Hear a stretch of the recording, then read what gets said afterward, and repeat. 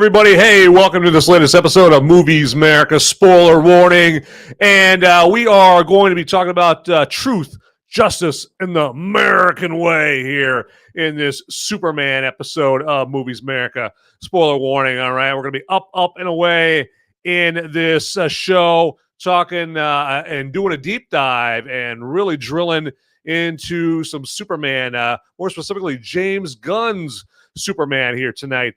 But I am not going to go on this journey by myself. I'm going to have a special guest here tonight, a Superman aficionado that is going to join me. He's going to be my co-pilot for this Superman episode, all right? So we will get to that here. I will intro him. But first, this.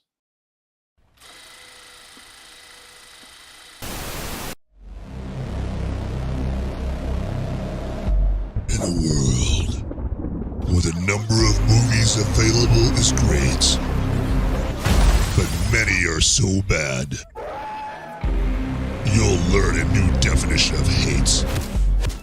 One man sifts and reviews through the movie sludge. One man will be the movie cop, jury, and judge. He goes by many names, but you know him by Movies Merica.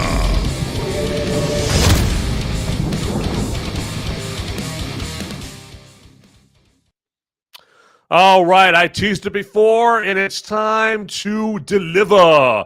And I'm going to bring up my man Dell. Okay, Dell is he loves pop culture, and particularly this last couple weeks. Superman, to be more specific here. He is pleased as punch, as a lot of people are, to have a brand new Superman movie out here. It's been a little bit. It's been a minute since we've seen Superman here, but we've got it here. And so, yeah, without further ado, let's get Dell up here checking things out. And how are you doing, my man? I'm doing pretty good. And yourself? Good, absolutely good. So, yeah, absolutely. And, yeah, better now because, you know, like I've told you before, Dell, and I've had Dell on here before. He's been gracious enough to be my special guest here on Movies Merica. Spoiler warning before. And I've told you that one of the things that gives me joy in life is talking, like doing a deep dive on movies and talking very specifically and getting very detailed, talking about movies. So now that I get a chance to do that about Superman, I am pleased. I'm happy. I'm gigged, dude. And how you feeling about this chance to talk some Superman here?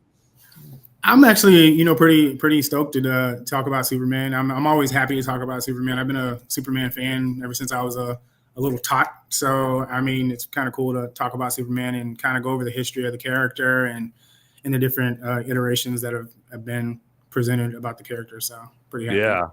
Yeah. And you guys will notice, if you guys get in a live chat, particularly on Rumble, there, you'll see that I've got Dell's X link, the link to his X page there, pinned into the live chat there on the Rumble side there. And so you guys can click on that to follow, at least follow Dell, and then you can subscribe to him there via that link as well on there. And you'll see all his great content. And, yeah, you'll see that most, if not all of his latest content, his most recent content there, and correct me if I'm wrong there, Dell, is pretty much Superman related. It's pretty much been Superman related because I think within the last year, I think from what a lot of people know me, I used to talk about political commentary and politics and stuff like that, and kind of sprinkled superhero stuff and photography and stuff like that. But I kind of gradually moved away from the political stuff and just to start talking about things I'm passionate about, which is movies, photography, comic books, Superman, and kind of like talking about stuff that I enjoy a little bit more. So, but sure. Yeah. Well, let's not keep everybody waiting right here. I mean, I'm just going to get right to the question that I wanted to ask you here about this. And it's a basic question, but, you know, it's a question that needs to be asked. Like, hey, what did you think of the movie? The movie, for the first time I saw it, because I don't think you probably saw my review. The first time I saw it, I thought it was kind of fast paced. I thought it was like, man, I was like trying to like process it all. And then I was trying to recall like everything that I saw over like in the movie. And then the thing is I saw it a few more times to kind of like get a grasp of what was actually going on. But overall, I give it like about an 8 out of 10. I enjoyed the movie. There were things I figured that could be a little bit more explained, a little bit better, that could have been a little bit more detailed. But like, because the thing is, I think a person going into this movie that's never seen anything like Superman, that's never read a Superman comic book, like I have, people probably would be confused. Especially if their only reference to Superman is Superman 1978 or Man of Steel, or even like you like Superman Returns. Yeah. But like, if anyone else had never seen, like, never read a comic book, the movie probably would have confused a lot of people. With me, I understood where the movie was coming from for the most part, so I enjoyed it. Yeah, so I mean, I think that where I come at it is I wanted this movie to be good. All right, I so want it. I mean, I want every movie that I go to be good, because as a movie critic, like, it makes sense, right? You're as a movie critic, your job it's gonna be so much more enjoyable if every movie is good. I mean, like so last year, like a good example is last year they had the remake of The Crow, right? And I wanted that movie to be good, so I would enjoy it, but it wasn't. It was dog shit. I hated it. And so it made my, again, job of going to see movies, it sucked.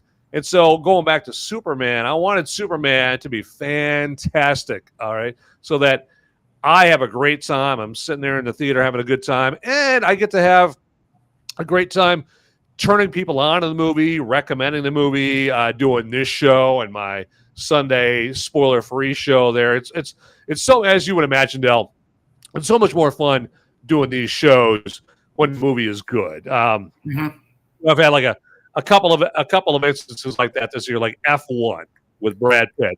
That was a pleasure to do these shows because I love the movie F1 there.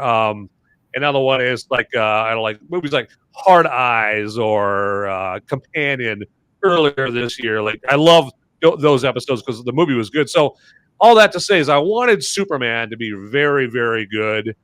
And you obviously like the movie more than I did. I think that it's safe to say that right there. Now that's not to say I hate the movie. I don't hate the movie.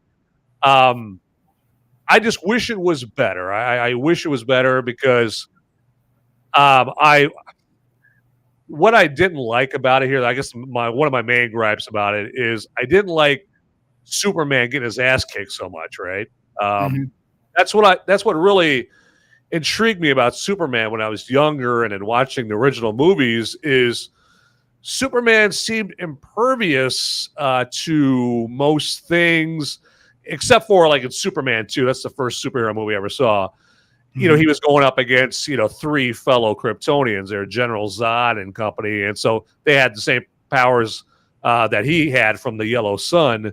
And so, yeah, of course he was going to, get his butt kicked here and there from them. But then, he, in most movies, like Superman 3, the first Superman, he had moments where he was in trouble, like the first one where Lex Luthor puts the chain on him with the Krypton hanging around his neck and throws him in the pool. And then in Superman 3, he gets shot. I think was shot with the Krypton rays from the big old computer. Moments like that, but those are more the exception than the rule in those movies. And I just felt like in James Gunn's Superman, he was just like, he was getting his ass kicked too much. And I think that's probably because in this movie, they introduced the idea in movies of metahumans, right? Where, they in those earlier movies, they didn't have a whole bunch of superheroes running around like they do in this one. This one, they have Green Lantern and Hawkgirl and Mr. Terrific and Metamorpho and all these other superheroes. And in the earlier Superman movies, you didn't have that, particularly like Superman Returns that you mentioned before. There wasn't any other metahumans in that. So I like Superman just see him like I don't want him to be a god. I just want him to be kind of more powerful than he was portrayed in this movie. But didn't know if you had any thoughts on that. Yeah, and I'll say that because I think that was the common, I think the issue that so many people had with the movie. They were like, oh man, Superman's getting his ass kicked by. But the thing is, he was getting his ass kicked by from himself because the person that was beating him up was, spoiler, if you know if this is a spoiler, Oh, it was an alternate Spoilers are- version. It was an spoilers, alternate yeah. version of himself that was kicking his ass in the movie. And so the thing is, and like with I know you mentioned Superman Returns. Even like I think one of the biggest issues with Superman Returns is he didn't fight any battles in Superman Returns. Superman Returns ended up being, to me, like as a fan, I love Brandon Routh as Superman. I'm glad that he got his redemption in Crisis on Infinite Earths on the CW in 2020 when they brought him back as Kingdom Come Superman. That his version of Superman was brought back, but there was no battle. He fought no battles in that movie. It was a love triangle type thing. I mean, he saved an airplane. But other than that, but the thing is, I remember being like I think I was in my early 20s when that movie came out.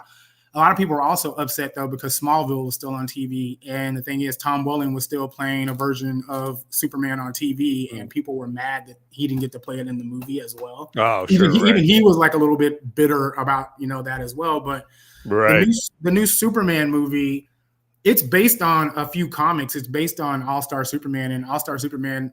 Outside of him dying at the end of that story, this movie is pretty much the new movie is pretty much an adaptation of All-Star Superman, Superman for All Seasons, Kingdom Come, Superman Birthright. They pulled a lot of, I think it was a lot of stuff into this. And so if you watch, like I just posted a clip today on X, where if you watch the clip, it was pretty much a clip from the Justice League cartoon. And that was pretty much the fight scene where they're fighting the kaiju, the big dragon-looking monster thing in the movie.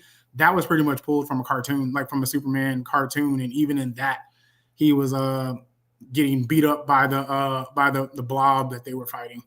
Oh, sure, yeah. The thing is, I think the goal was to try to like show Superman's humanity, and the thing is, and other than trying to present him as a god that could basically, it's an invincible god. Like my brother is a Batman fan, he's a Green Lantern fan. He never was a Superman fan. I was a Superman fan, and the reason why he said he never liked Superman is because it seems like nobody could ever beat him. And so the thing is, it was interesting as a fan to see him be invulnerable, to see that, somebody can, there's ways to take him down if he needs to get taken down. And so, but yeah, I understand what you're saying, but the person that was beating him was himself. Like it was an alternate Ultraman, which is him from another Earth that pretty much was beating him up. Yeah, right. Yeah. And that's one thing. Somebody was in like my Sunday episode, I can't take credit for this, but someone was putting out the plot hole like, well, if Superman has X-ray vision, couldn't he see through Ultraman's mask and see that it was a clone of him there that he was fighting there? But that's kind of like a kind of a not that big a deal, just kind of one of those details, that you're supposed to in a lot of movies you're supposed to be like, don't worry about it. Because the lady who played Ma Kent, she's on X now, and so she's been commenting on stuff because people were trash talking her and the Pa Kent character because they have Southern accents. Well, the lady, she's from Tennessee, and the guy Pruitt Taylor Vince is from Louisiana. So they just talked in their normal accents, and people were like, they sound like dumb hicks from the South or something like that. Right. She's been commenting. She was like, but the thing is, she's been commenting about that, and the thing is, people just had like issues about the character and like how they were being portrayed. And I don't know where I was going with that. I was going somewhere with this, what I was saying, but yeah. It's I've heard the same thing because people were like ticked off that they made Ma and Pa Kent sound like a bunch of backwoods hicks there, and they had those accents, but they're supposed to be from Kansas. And last time I checked, people from Kansas don't talk like this, and they don't talk like that, and all that. And it just seemed to me like it's like James Gunn. He's I don't know where he's from. He's from Missouri. He's from Missouri. Yeah, and so I don't know if he's like been in the big city for too long, and that's just his impression is everybody who doesn't live in the city talks like this, and we talk like that. We all have that country accents and all that. And so I think maybe, and I'm not saying that's what he believes, but I could see someone coming to that conclusion like. What he did was basically the farmers and stuff that he grew up when he grew up in Missouri, like the little farm towns and stuff like that. The people that he grew up around, he pretty much applied it to them and whatnot. And these actors, they just so happen to be Southern, so they just use their normal accents. And the thing is, and then this is what she said. She was like basically because she was commenting. Somebody was asking like, well, who filmed the home videos at the when you were running around with baby Clark and all this other stuff? And she was like, that's because it's a fantasy movie. She said you have to suspend like your disbelief. disbelief or whatever because Right, it's yeah, a fantasy movie. just Because, don't worry about it. Yeah, yeah, right. people keep trying to apply the real world to a movie about Superman, to about a man who flies around in red underwear and a red cape. Sure, And I was like, your thing is like about people walking around with a video without a camera filming them, who's filming them, but right. you can't just suspend your disbelief about a man flying around in red underwear and a red cape. Yeah. Yeah. It's that whole phenomenon where some people aren't smart enough to realize, okay, there's these two separate things. One's a movie, one's a documentary. All right. They're not the same thing. All right. So yeah, like that F1 movie that just came out, you got a bunch of like F1 fans who are like, it's not realistic. You know, it's like, well, it's a movie. If you want a realistic, watch a documentary or watch an F1 race there. It's like movies, you have to assume that movies could and likely and probably most of the time are going to take like dramatic license and liberties to make it more compelling on the movie screen there. And I think it's healthy to go in a movie just assuming that they're going to take some dramatic license and just enjoy the end result from them doing that, because I think even the most avid F1 fan would like admit, okay, sometimes these F1 races get boring. And same thing with like superhero movies, right? It's like, yeah, like you said, it's about a guy who flies around, has X-ray vision, shoots laser beams out of his eyeballs. It's like, clearly it's not a Discovery Channel documentary, all right? Yeah, you don't need everything to make 100% scientific sense in this thing. So yeah, it's great. And that's what I did. Like because the thing is, people like when I wrote my review, I was like, man, like I wrote it as a Superman fan, and the thing is, I read the comics before, like even because I even have some of the comics like that the movie was based on. So I was like, man, I totally get it, because like I get where the movie was going from. But the thing is, even when the actors were doing, like, let me know if I'm going off. The actors were doing. Oh no, you're good. When they were doing their when they did the tour and they were asking, like they were getting asked questions, Rachel Brosnahan was talking about scenes that even didn't end up in the movie. She was like, well, there was one where her and Superman, well, him as Clark, they're walking in a field and they're holding hands and they're talking, and whatnot. That didn't even end up in the movie. And so that's why I said, I feel like this movie was cut like a lot. Like there's certain scenes like in the movie that weren't fleshed out, I don't think, good enough. Like it was like a moment and then it was quick. Like even that interview scene, right? They cut that interview scene down a lot, because that interview scene was supposed to last, like I think they said 12 minutes. Damn, yeah, that's too long. They cut it down like really short, and they made it like quick, because I think they said about 10 to 12 minutes, because, and the thing is, I think when they did the test screenings with the audience and stuff like that, I think the test screeners probably were like, cut this down, because I think this interview scene is too long. Oh yeah, right. Exactly. Yeah. And that's another scene that ticked a lot of people off, because they didn't like seeing Superman like get that emotionally affected by the questions there. But I imagine that's like, it's part of like what you were saying before, where James Gunn wants to humanize Superman there. And I know I keep going back to it ad nauseum, but that's what I liked about Superman Returns. It humanized him, but not too much. All right. And that's what I liked about that movie, because you never saw Brandon Routh's Superman like get all emotional, too emotional in it. Yeah, you could clear he was perturbed because Lois Lane had a baby with, the other guy and that kind of thing. And, but he never like lost his shit when someone said something right there, where I think a lot of people didn't like, or some people, in this latest movie here, they didn't like, Superman getting emotional when Lois was just asking him questions to kind of simulate the kind of interview that he might face. Like, say if he was going on, ABC or CBS or NBC,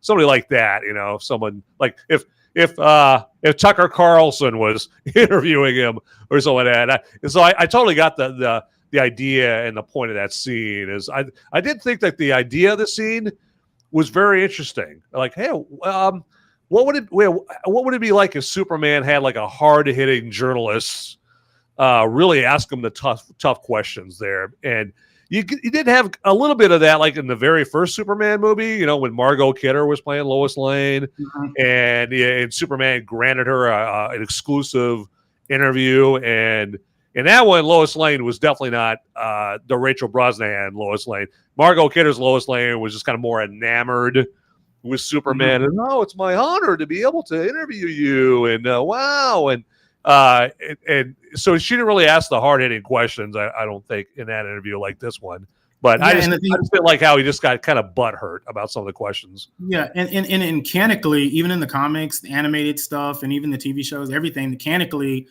Lois Lane is a Pulitzer Prize winning journalist. So she's a hard hitting journalist, and so the thing is. Yeah. That's even in Superman Returns. We never got to see her really. She was underdeveloped in that movie. We didn't get to see her do much. And the thing is, one of the things Superman Returns suffered from the most is it was like in the shadow of Christopher Reeve, Superman, Donner, Superman. Oh yeah. Like it never really was able to get away from that. And then also, like her son that we were to believe that was from Richard or whatever the guy's name was. Yeah, that was actually Superman's son. Like it comes to find out that was his son or whatever. But yeah. Lois in this movie was pretty much Lois from like the comics, but also Lois from like the animated stuff where she's like hard hitting. She's like basically like a hardcore journalist. And the thing is, when you go back and watch this movie, because I saw it a few times, this movie. Clark thought that she was going to take it easy on him. And he's like, well, this is my girlfriend. She's going to take it easy on me. And so she pretty much treated him like anybody else. And so she kept pushing his buttons. And I think, honestly, I think as he grows as a hero, as he grows, because it's supposed to be a 10-year plan. I think once he grows, he'll grow into the Superman that he's supposed to be. But right now, I think they said the character's only been Superman for 3 years in this universe. Sure. And so the thing is, he's never been challenged. He's always thought everybody pretty much told him how good he was and how great he was, and he's Superman and whatnot. And so now he's finding out that not everybody thinks he's great, and so now he's having to deal with it. And so we're watching him in this universe having to deal with everybody is not going to like you. You're a hero. Everybody cheering for you and all this other stuff, but everybody's not going to like you. Oh yeah, yep. I took so much from this movie. I think after seeing it, because the first time I was like, man, that was quick. I was like, that was a 2-hour movie. And then I was like, what was all of that? And then I went back and watched it again, and I was able to process it after I've seen it the first time. And I was like, oh yeah. And I got messages out of the movie as well, like that I didn't get the first time I watched it. Sure. Yeah. One of the messages I got in the movie was how fast it was trying to portray, like how fast, the mainstream media could put out a narrative out there, right? It's if it wants to put a particular narrative out there to get people to get animated and animalistic and turn everybody against somebody, how fast that goes. Now I thought in this movie it went a little faster, a little too fast for me, because they played the clip from his parents. The completed clip that what the engineer had strung together and got the complete message, and the second half of the message from Jor-El and Laura, Superman's parents, where basically Jor-El saying, spread your seed, impregnate as many women as possible, rule the earth and that kind of thing. And so they played that, and then it was almost like 3 seconds later after that video got played, then everyone's like just suddenly turning on Superman like that fast. Matter of fact, some dude just happens to have like a soup can on him. He's throwing a soup can, at the back of Superman's head. I'm like, okay, I know that the media can put a narrative out there like that, but I don't think people turn that quickly. But I mean, I guess it worked better for the scene where you could play something like that on a big screen. And then people in the movie, they're out in the street. There's like, oh, watch this thing. And then 1, 2, 3. Now we're suddenly against Superman, there. But and they did it too with like Spider-Man, with J. Jonah Jameson getting on there, and he's like, Spider-Man, is he friend or foe? And people always turn on Spider-Man, in 3 seconds flat. So Superman's not the first one to do it. I'm not just putting this on Superman, but I just thought that was kind of funny. Like, wow, that was fast. No, because the thing is, that's what I said. I was like going back, and I said when they released like because they have a steel book, like, dude, they're coming out with so much stuff for this movie, like so much merchandise. Yeah. I think when they released because they're doing physical copies, like they're doing a steel book, I think it's going to be the extended version. Like, I think so much stuff was cut out of this movie that was supposed to be in this movie, to where it just seemed, I'm like, man, because like the thing is, like, there's certain stuff I'm like, man, I think this could have been fleshed out better. I think this could have been a little bit longer, because we got the Daily Planet people, but the thing is, it was just like quick. And the thing is, we're like, well, are we invested in these people? Are we not invested in these people? And or whatever. And so like the thing is, there's little things like I like the movie, but there's things I think could have like been like put better. And like about your point about people not turning fast, I'm like, people in the real world turn fast quick, because soon as certain people said that this movie, even without seeing it, people were like, oh, it's going to be woke, oh, it's going to be overly political, and they were on Fox News and everywhere, and I'm like, you haven't even seen the movie, you're just going off of assumptions, because that's what Hollywood has been giving you like the last few years. And so you're putting narratives out there, because I had some people tell me, they're like, dude, I went and watched this movie and actually enjoyed it, but had I listened to a lot of the big commentators and Fox News, they were like, I probably wouldn't even, or CNN, because what I noticed is on all sides of the political spectrum, people were playing their political narratives into this movie. And then when you go watch it, you were like, I really don't see, like, I didn't really see it woke. I didn't see any political stuff. Only thing I saw was Superman kind of getting into a couple of fights, himself beating himself up, and him like sad. And then he's like upset that, you know, he wants to save people. And then because Lois is the cynic in the movie, and he's the happy-go-lucky person, and she's the cynic person, like saying, no, this is not how things are. You can't just go into other countries fighting other people and trying to save people in the middle of a war. You have to do this, you have to do that. So technically, if people go back and watch, she's a cynical person in the movie, because she's about results and getting results. Oh, right, yeah, exactly, yeah. I just want to save people. I don't really care how it happens. I just want to save all of these people. And she's like, you can't just go into other people's countries and interfering in their politics or their wars, inserting yourself and trying to do that. You just can't do that. And so I was like, I don't think people are used to seeing a Superman who is used to learning about, who's growing into a hero. Sure. And outside of that, I don't know if you ever watched Smallville. I watched all 10 seasons of Smallville when it was on TV. Yeah. But what I did was to prepare for this movie, because I found out James Gunn is a major fan of he was a fan of Smallville, so much so because he's friends with Michael Rosenbaum, who played Lex Luthor in that show. Yeah. And so much so when I rewatched this movie, Michael Rosenbaum he voices some of the Raptors in the Pocket Dimension, the Warriors or whatever. Oh yeah. He voices some of those Raptor. He's got a great show on YouTube called Inside of You. So Inside of You, I watched that, and then I also watched his Talkville podcast with Tom Welling, where they rewatched the Smallville with everybody. But that Jor-El, his parents sending him to Earth to conquer Earth. That storyline is also in Smallville, because and I saw the clip on X where even Tom Welling, he was like, as Clark, he was like, my parents sent me here to conquer Earth. I'm not who I think I am. And so it was like almost like they put this in the movie as well. And people, it's also in the comics, like sporadically, like in the alternate universe Superman stuff. Yeah. But the thing is, I like the message that they put out after that, where they were like his Jonathan Kent was like, you know, your parents, they try to tell you who to be and whatnot, but when you get older, basically you decide who you're going to be. You're not going to be who your parents want you to be, type of thing. Yeah. And I was like, man, that's a really a good message, you know, and whatnot. So yeah. Oh yeah, exactly. Yep. I hear you right there. Yeah, good points there. And real quick here before I forget, I want to acknowledge, we got Beyond Formal and Freedom Isn't Free in the Rumble live chat. So hey, fellas, appreciate you joining the show here. And Beyond Formal, if you may have heard of him, you want to check out Beyond Formal on Rumble. Okay, so if you get on Rumble and search for Beyond Formal, all one word, he's another content creator. Or let me rephrase, not a content creator, an entertainment creator. Okay, this guy's got great entertainment on Rumble, just like this guy right here, and Dell does on X, entertainment that tantalizes you. We all make that kind of entertainment there, just to brag on all of ourselves. And so just look up Beyond Formal on Rumble, and you'll see all kinds of great entertainment on there.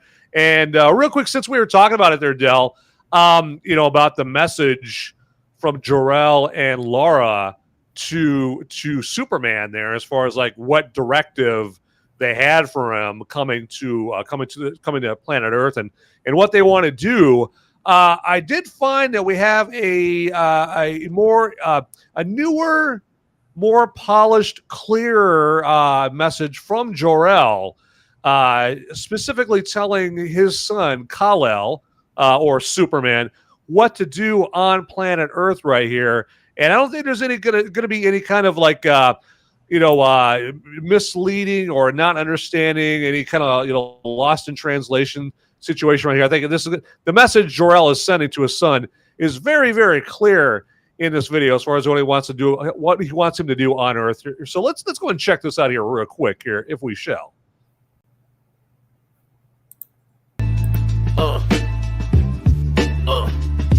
Yeah. It's me, Jor-El the Dawn, baby. From the house of L to the house of hoes, got a little mission for you, son. Listen close. Yo, Kal, you my legacy, my flesh, my clone. Now go to Earth and make that planet your home. But don't just save them, breed them, feel me? Flying smooth, make them cry, oh really? You got strength of 10 men, game like Zeus. Cape in the wind in the tight blue suit.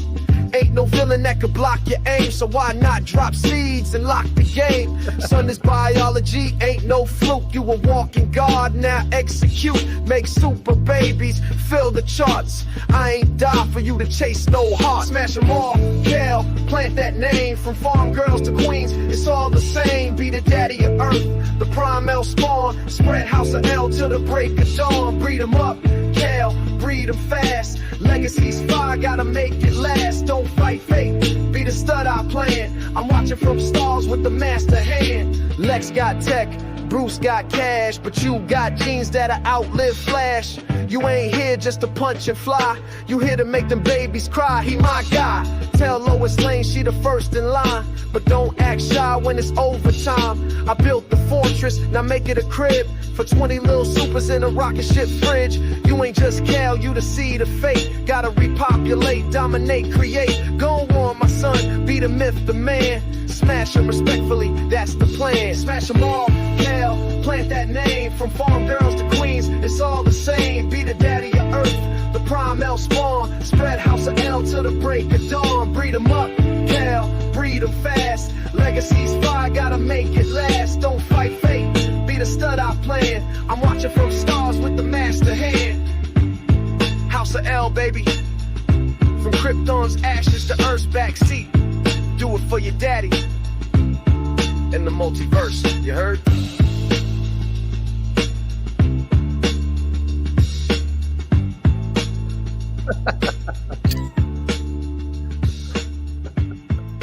I actually like that.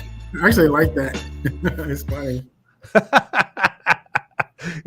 No confusion right there. I think it's pretty clear what Jor-El wants his kid to do there. So hey, Kal-El, I mean, you got your orders. Go and go multiply right there. So I like, he's apparently about family values.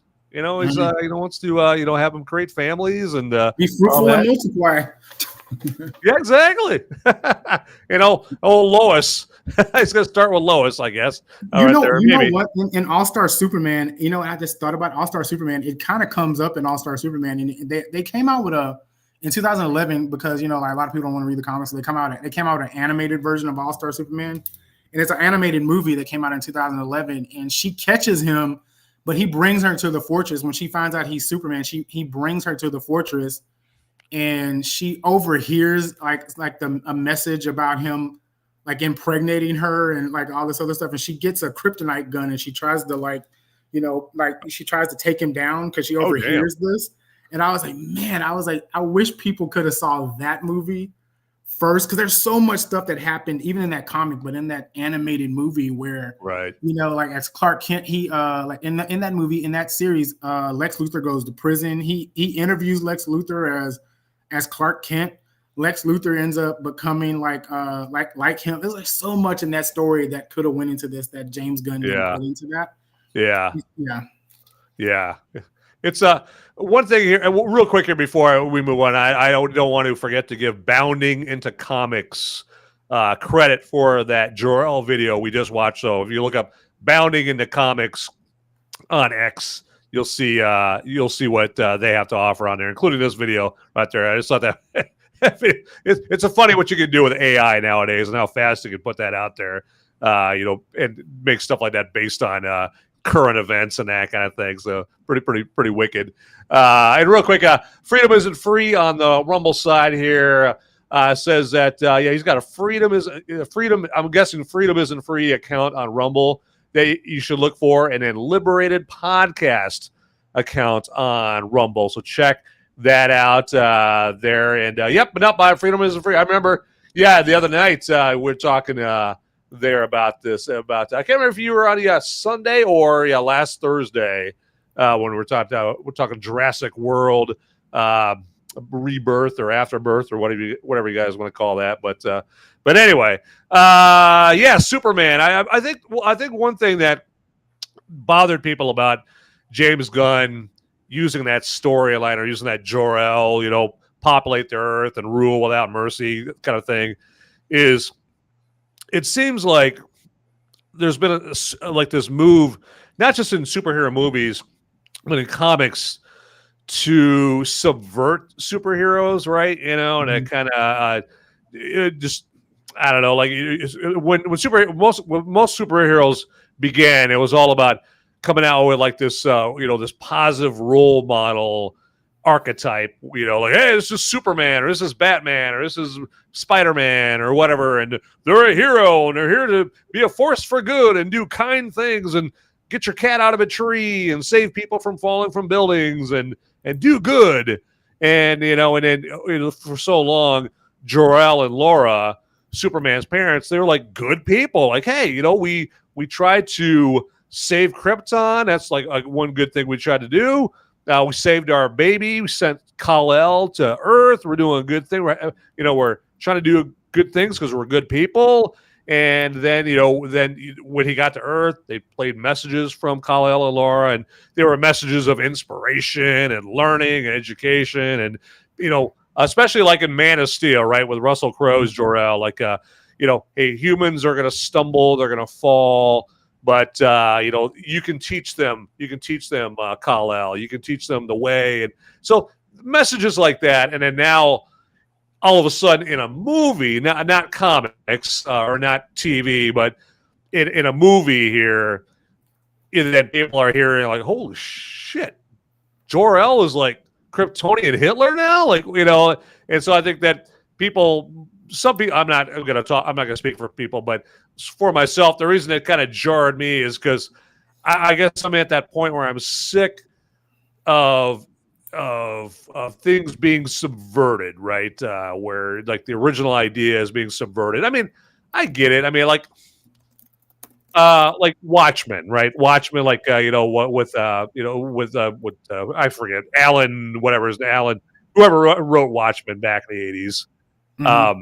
That was a pure attempt to subvert, Justice League and the Avengers and superheroes, and I enjoyed that, but I guess I just didn't want to see that with Superman. Now, I'm not saying that my opinion about that is the one that everyone should subscribe to, but that's what I just didn't like that. And plus, on top of that, like we get all this wokeness, and this doesn't apply to Superman because I'm with you. There was no woke in this Superman movie, but you see instances like they're trying to come out with a woke black Superman here. Like, what is that, Ta-Nehisi Coates? Oh, dude, like like they were trying to come out with that, and I always saw that as just kind of as an attempt of hey, I don't like there just being a white Superman, and I want to tear down that white Superman to come out with a black. So I always kind of read it that way, who shot that down, right? Yeah, I heard that they did. Yeah, so David Zaslav shot that down because he said it was woke, and he said it was too woke. And the thing is, because what they were doing is there are black iterations of Superman. There are alternate universe versions of him. There's Val Zod, Calvin Harris, or whatever. But what they were going to do is, instead of using one of the black versions of the character that came from Krypton, what they were going to do was they were going to make Clark Kent black instead. They were going to make a black version of Clark Kent and make him Superman, and make the Kents raise a black version of Clark Kent instead. And I was like, dude, and the thing is, when you talk to people that are black, they were like, we don't want that. We got there's Val Zod, there's Calvin Harris, there's freaking Icon, like that are the black versions of this of Superman. They were like, why not just use those instead of trying to make Clark Kent be the black version or whatever? They were like, that's right. Exactly. That's why I wouldn't want somebody white to play Black Panther. I don't want Ryan Gosling to play Blade. Meanwhile, they have white Black Panther now. They did that they did it on purpose. But yeah, they have because T'Challa has a white son now. and he's Black Panther in the comics right now. Oh my God! Yeah, and a black person made that who wrote Black Panther as white in that. Is that as a joke, or is he like no? It's because so many people like that'll never happen. They were like, so what he did was he took the joke and made it real and made it canon to the story. So T'Challa has a white son, blonde hair, blue eyes, that ended up becoming Black Panther in the comics. Get the perfect Aryan features, and the thing is, he beat his father for the title of Black Panther, so he became Black Panther. I'll send it to you. Later. It's hilarious. That's awesome. Yeah. That's funny. But no, it's just call him Vanilla Panther or something like that. No, but yeah, people are like, like the thing is, because people are like, man, because every time they would make a redhead, every time the character's redhead, they would make the character black in the comics, and people were just like, even I was irritated with it. I was like, why don't you just create a different character instead of doing this to and it's always the redhead characters that they would do that to. But I was like, you look at Superman, like I was shocked because Superman, you got white Superman, you got white Lois Lane, white Jimmy Olsen, you got the parents are still white, even his birth parents. Or I was like, what are people complaining about? People were almost going to complain about Hawk Girl because they were like, well, she doesn't have red hair. And I was like, well, in the comics, Hawk Girl is a character where she dies and she gets reincarnated as different people. The redheaded version of Hawk Girl is Shira Hall. Okay. She's sometimes Hawk Girl, or she's Hawk Woman.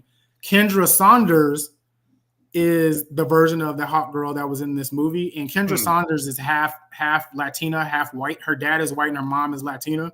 Sure. And her great grandma is the original Hawk Girl, and somehow her spirit is like when she got reincarnated into her granddaughter or whatever. So the actress who is playing this new version of Hawk Girl, she's technically, even in real life, Isabella Merced, her dad is white and her mom is Hispanic.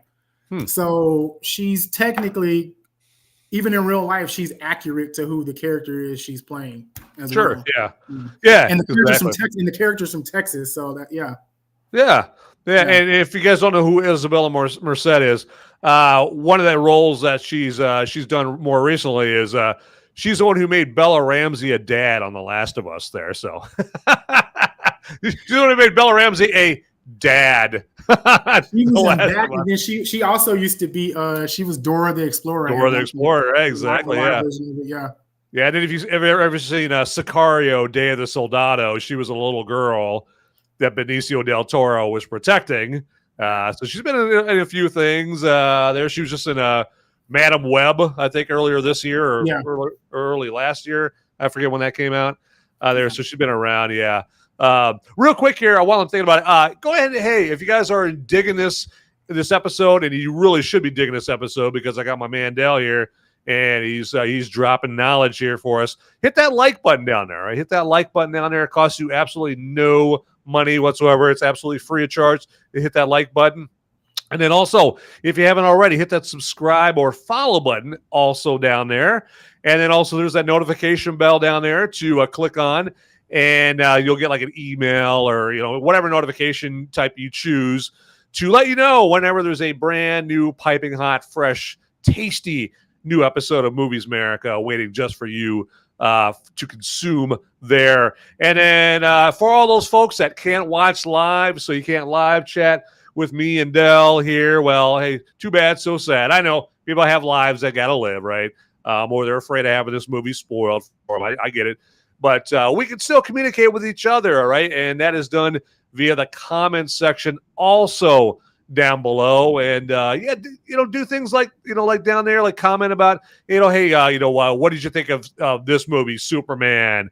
Did you love it? Did you like it? Did you hate it? Or were you just kind of just neutral about it? Comment about whatever you want, to be perfectly honest down there. But I just want to hear from you. And I do read the comments, love, hate, death threats. I read them all. Not that I've had any death threats yet. I'm not that big a deal yet. So, or I haven't said anything offensive enough. So if I haven't, it means I have work to do. I need to work harder to be more offensive there. But you can get in the comment section, and I want to hear from all of you guys down there. So, but back to Superman here, and so with this here, I think that one of the things that I thought was kind of funny that James Gunn did is I liked how he kind of took, and I interpreted it as this. It's kind of funny how he took a shot at like the Snyder Bros with the monkeys, doing the online trolling and so and it's like, oh, so that's what you think of, like all the people, all the Snyder Bros, getting in there and giving you crap and that kind of stuff. So, but it cracked me up because the thing is, I heard before the movie came out that something like that was going to be in, and I was like, he won't do that, will he? He like basically in a roundabout way, he's calling people like internet trolls and like internet trolls and bots online that you're arguing with. And so basically, I didn't think he would put it in the movie like that. And they're online, like angry or whatever. I did not think he was actually going to include that. But I was sure. Like, yeah. Oh yeah. That tripped me out because I know from I've been paying attention to a lot of the stuff he was saying before the movie came out, because I've been like the past 2 years I was getting stuff from like the behind the scenes when they were filming like in Ohio, because they filmed part of the movie in Cleveland, Ohio. Sure, because that's where the creators were from. They were from Cleveland. So sure. Yeah, even Isabella Merced, Isabella Merced is from Cleveland, Ohio. So they filmed that in her hometown, and so she was like, she didn't even know Superman came from her hometown. She never knew that. Like even the Hall of Justice, like in the Hall of Justice, that's in Cincinnati, Ohio. That's a train station in Cincinnati, and that was what they used in the comics and the animated stuff for the Hall of Justice. So they used the real Hall of Justice for this movie as well. And like one of the things people didn't like realize, I think you probably saw some of my stuff. The creators, Jerry Siegel's grandkids, were in the movie. Oh yeah, right, yeah, exactly. They played Daily Planet employees at the Daily Planet, and then Christopher Reeve's son was in the movie. He played himself. He played a reporter that was on TV talking. Yeah, and I was like, so that's what. And the thing is, James, I think he said that's the reason why their movie was initially going to be called Superman Legacy, because he was trying to pull from like the entire legacy. I think it was ambitious because what he was trying to do, I think the movie was going to be longer. I think the movie was going to be almost 3 hours and ended up cutting it down to 2 hours and like 2 hours and 9 minutes. Sure. But I think it was going to, because he was pulling from like the Fleischer cartoons from back in the 30s and 40s. He was pulling from New Adventures of Superman, the Silver Age stuff, Christopher Reeve, the comics, the cartoons and everything, Smallville, because Smallville is the only iteration of Superman where Lex Luthor's company is called Luthor Corps. It's not called, in the comics, it's called Lex Corps. But as a throwback to Smallville, he called it Luthor Corps because he was like, and the reason why he did it was, he was like, how many people do you know name their companies after their first name? They usually name it after their last name. Last name, right? Yeah. So that's why he did that. So I was like, okay, that makes a lot of sense though. But hopefully, the longer version of the movie, we get to see the longer version, because I was like, man, that's what I was saying earlier. So much stuff seems like it was like it felt like it was like after I watched it, because I watched it 4 times, so it's not. It makes more sense after you watch it again. But I was like, man, these scenes are like cut, and then it jumps to something else. Then it's cut, and it jumps to something else, and you're like, it's just fast paced and it's moving along. And right. Through. Yeah, it's, and I kind of going back to the whole woke thing right there. Like I said before, I don't think this movie was woke. I think that entities like Fox News jumped on the whole Superman is a woke movie thing way too fast. And I hate that when people like use the word woke too loosely, too liberally right there, because it undermines when something rightfully is woke, when something actually is woke and it deserves to be called out right there, and it just waters it down. Kind of like, yeah, I mean, like with the racism thing or transphobia or anything like. Well, people like throw the word racism or racism around so much so it waters it down when someone actually is racist, right? Or rape accusations or something like that. It waters all that down. It cheapens it. So same with people's usage of the word woke. And I don't. This movie wasn't woke. I think just a lot of people projected their politics on it there. And I think you touched on it a little earlier, where it's like with the whole plot line of Boravia, and I forget what the name of the other country, John or whatever. Right, exactly. A lot of people projected Palestine and Israel on that, right? Where the Boravia with all the advanced, military technology was supposed to be the oppressive Israel military force, and the ones that just the people out there with sticks and stones and flags, they were the poor Palestinians, and it was stuff like that people were just projecting their politics onto it. And it's so I think that people incorrectly were calling this movie woke because people were projecting that onto the movie. And you shouldn't call a movie woke based on people that are completely outside of the movie projecting things onto it. You need to base your assessment of whether a movie or a TV show is woke based on the actual content in the movie. All right, because people on the internet, they're going to do what they're going to. The internet's going to internet, right? And people are going to project as much as they want. Another projection was, when James Gunn went out there, and this is one thing I didn't like James Gunn saying, and you and I discussed this offline, but I didn't like him taking the bait, from that, the Variety reporting. The guy, this is the gayest show ever. It's the gayest movie ever. That guy, Mark Malkin.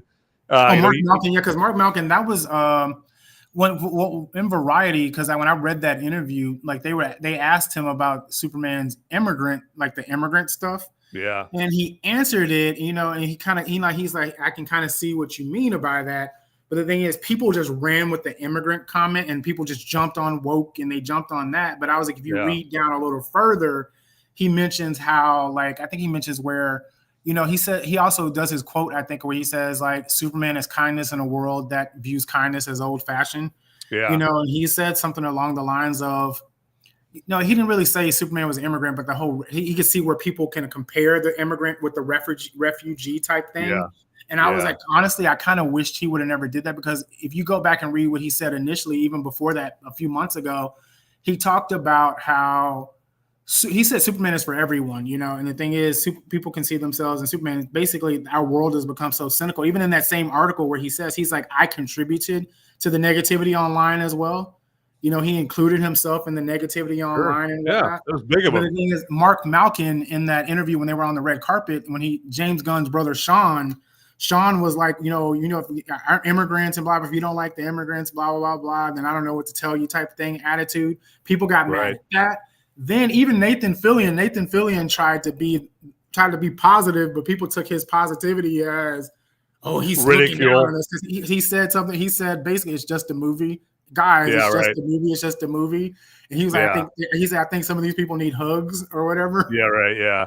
And well, I mean, Mark Malkin was putting out a false dichotomy out there. He's putting out a false straw man argument. No, not all of MAGA is pissed off about this movie or pissed off that James Gunn called him an immigrant or anything like that. That's just like it's stereotyping. It's generalizing. Out there, and he's just doing that just to stir stuff up right there. I mean, Mark Malkin is a pure divider. That's who he is. Yeah, and the thing is, he also proved Mark Malkin doesn't like superhero stuff anyway, and whatnot. And Variety has proved they don't like superhero stuff either. So the thing is, I said I kind of wish James Gunn would have been like, what? Next question. And the reason why I sent you that Will Reeve interview, and I told you I would explain it to you later. If you listen to Will Reeve's answer when they try to do the immigrant thing with him, Will Reeve is a journalist as well, so he picked up on what she was trying to do, and he diverted the conversation back to the movie. And he's like, well, this is a movie for everybody type of thing. You know, you watch the movie, blah, blah, blah, blah, blah. And that's why I sent it to you, because I was like, this is how everybody else should have, how James and his brother should have answered it. And they're like, you know what? Watch the movie. This is the movie. Watch the movie, and it speaks for itself. And I was like, Will Reeve, pure pro. He was a pure pro. And one of the things I do like about the actors, though, the actors have been mute. I don't know if their PR people have told the places where they're going not to ask them about the immigrant stuff or the divisive type stuff. But if you notice with the actors, David Corenswet, Rachel Brosnahan, Nicholas Hoult, none of them are talking about immigrant stuff. None of them are talking about any of the stuff that everybody else is talking about. They're just focusing on the movie and promoting the movie, and that's it. As they should. As they should. Yep. Exactly. I think James Gunn probably had to like tell them, you know, I mean, David, you know, you're Superman for the next 10 years. So you're going to have to, you know, portray that. If you go back and watch his stuff from like 2018, 2019, his interviews, this dude is like talking nerdy about nerdy stuff, Star Wars. Like he's not talking about politics or any of that stuff like that. And I'm like, man. Oh, yeah. I was like, people should be happy. I was like, we got an American playing Superman again. Oh, yeah, exactly. Yeah. I mean, Will Reeve, he was savvy. He was a pure professional, was sidestepping that landmine that they laid out there for him. And like you said, he basically turned it back to the movie there as it should. And also there's a couple of good cautionary tales that are out there that, you know, the people representing this movie, or someone could point, you know, David Corenswet and Rachel Brosnahan and Nicholas Hoult too. Say, you know, a couple of cautionary tales by the name of Brie Larson and Rachel Zegler, you know, where all they have to do is like, oh, are you confused about how we want you to represent this movie? Well, just watch Rachel Zegler, watch Brie Larson, and do the exact opposite of what they do there. So, and they've done a masterful job. They've done what they should do when you're promoting a movie here. So, and I actually, what I was trying to do, if I looked distracted, I was trying to find this this clip here of David Corenswet, you know, doing this geeky thing there, but in a charming way there. I'm going to put this up here. I want to play this for you guys and just show you, like, this is how you endear fans to you here. Let's see, where's that at? So yeah, I lost it here, but this is pretty funny, and I'm sure you've seen this here too. Let me do this real quick. Yep, let's share this out. This is masterful. This is how you should. There we go. Let's try that. There we go. Share that out. See if you guys see that. And oops. All right, it's in there somewhere. Ah, here we go. How do we guys see that? There we go. That's up there. And let's play this right here. So this is pretty good from David Corenswet doing a Star Wars impression.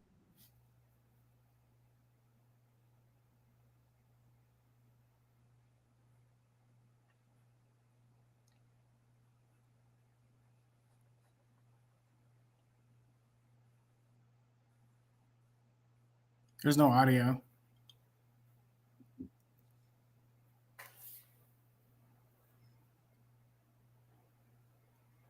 You guys, there's no audio? Mm-mm. But I've seen this before, though, but yeah. Ah, okay. Let me do this. Oh, you know what? Let's do this here. Let's get rid of that. And yeah, I think I was playing up a different tab right there. We got a well-run ship over here at Movies Merica headquarters. There we go. Let's do this. All right. So now I got it right here. I got the wrong one. Hide that. Get that out of there. All right. Get that off of there. Yep. And let's do this. So yeah, you're like, this better be worth it. Oh no, I've seen. Yeah, you know, I've seen this. Oh yeah, yeah. I've fan casted him in 2019 as Superman because he's like Clark Kent in real life. Oh yeah, right. Yep. Yeah. Absolutely. Let's see. Let's try this. See if we get some audio this way here. And the Death Star is in range. You may fire when ready.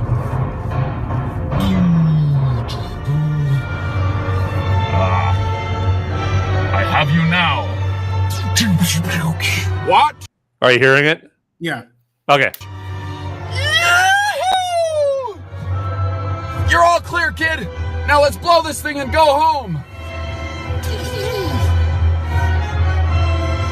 I think it was a little early on that one. You're all clear, kid. Now let's blow this thing and go home.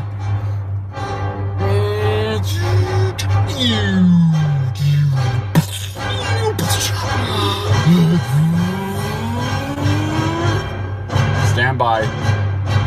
Stand by. Imagine being in the car next to him. Yeah. like, what the hell's this guy doing, man? Yeah.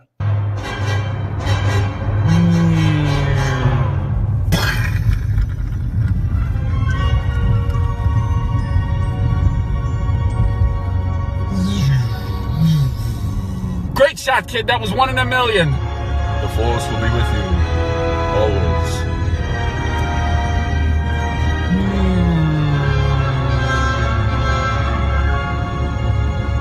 Very cool. Very cool. Yeah. I like that. Yeah, it's that's Skyler right there. It's a down to earth guy that, and I think they did make the right choice with getting David Corenswet as Superman.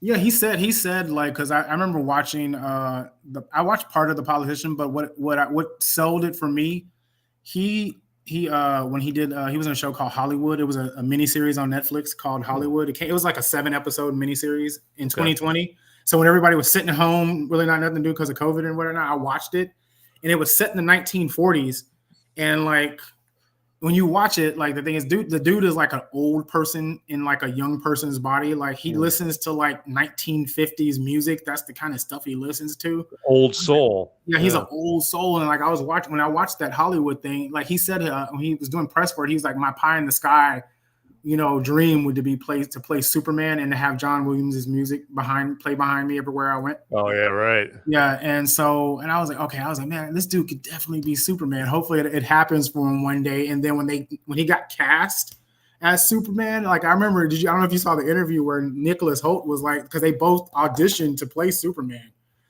And Nicholas Holt's like, he's like, dude, I saw this 6'4" guy, and like he's like a beam of light came, like sunlight hit him or whatever.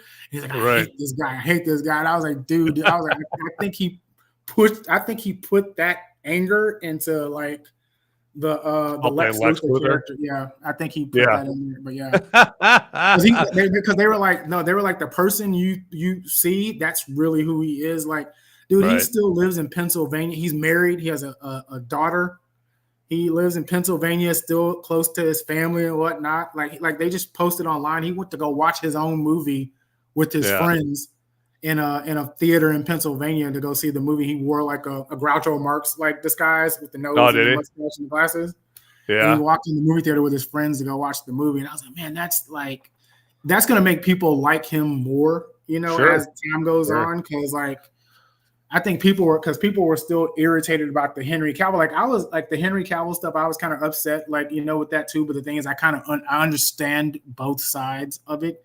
Yeah. Because people were like, "Oh, you," and I was like, "No, dude, I understand." The thing is, WB really didn't bring him back. What happened was, The Rock with Black Adam. The Rock brought him back, and The Rock's ex-wife was Henry Cavill's manager, which he fired her after this whole ordeal happened. Because The Rock thought he was going to become the head of the DC stuff. Well, Warner Brothers decided to create DC Studios. That's why they brought James Gunn and Peter Safran on to head it. And so The Rock didn't get to win over. Plus, his movie bombed at the box office because Black Adam didn't do as good as people thought it would. Like I only watched that movie. I didn't watch it for The Rock. I didn't really care about Black Adam. The only reason I watched it because I knew Henry Cavill was going to be at the end of it. Sure. Because the movie didn't succeed, it signaled to, because you do movies and stuff like that, that signals to the heads of these companies that since that's not successful, that means nobody wanted this. And so they tend to move on and they reboot their universes. And I was like, Henry Cavill was never hired, even though he told them that, he told everybody that he was back as Superman. It was nothing official. He signed no contract or anything like that. And so I understand from a business point, they're moving on because Henry, like the thing is, Superman, he would be like, I can understand. So, sure, yeah. I mean, it's right. I mean, it makes sense. You want to, start your whole thing. You want to start fresh, just all new people playing all new characters. I mean, this is, yeah, DC, DCU, it's going to be James Gunn and Peter Safran's baby. Yeah, you just want to start all brand new and fresh, just a clean slate. So I get it. You're not going to bring back, anybody, including Henry Cavill. Henry Cavill, he just okay. It's hard to say this about Henry Cavill because he was blessed with like good looks and a good physique and all that stuff. So no one should feel sorry for Henry Cavill. But as far as like his stint as Superman, he was just screwed by just the way time played out and the course of events. Even Man of Steel, like he looks like Superman. He worked out because he was thin. He wasn't jacked. He got jacked for Superman, right? And he looked like Superman. He had everything, but the scripts he was given, like David S. Goyer and Christopher Nolan wrote Man of Steel, that's why it almost seemed like it was in the same universe as the Dark Knight trilogy. Dark Knight, yeah, very grounded, very down to earth. It was very grounded, and it seemed kind of dark. It didn't seem bright and hopeful. And Henry Cavill wanted to play a bright and hopeful Superman, but they gave him that. Then in the second movie, it was Batman versus Superman. They killed him in the second movie. Mm-hmm. Then in that universe, in that second movie, Jimmy Olsen took a bullet to the head in that movie. Oh, yeah. And then the beginning of it, yeah. Yeah, and then I never bought Amy Adams as Lois Lane. Like something was always off about her as Lois Lane. Then Jesse Eisenberg, I didn't like him as Lex Luthor. Nope. If you notice what I'm getting at, the only person I really liked in that universe was Henry Cavill, and that's it. I really didn't like him. Even Gal Gadot, like she can't. I'm saying this as a creative person myself who took theater growing up and wanted to be an actor and everything. Gal Gadot is like a one-note actor. Like she can't really emote. Like it's the same thing. Yeah, Wonder Woman is perfect for her because Wonder Woman's supposed to be stoic and kind of stiff and rigid. So you're right, yeah.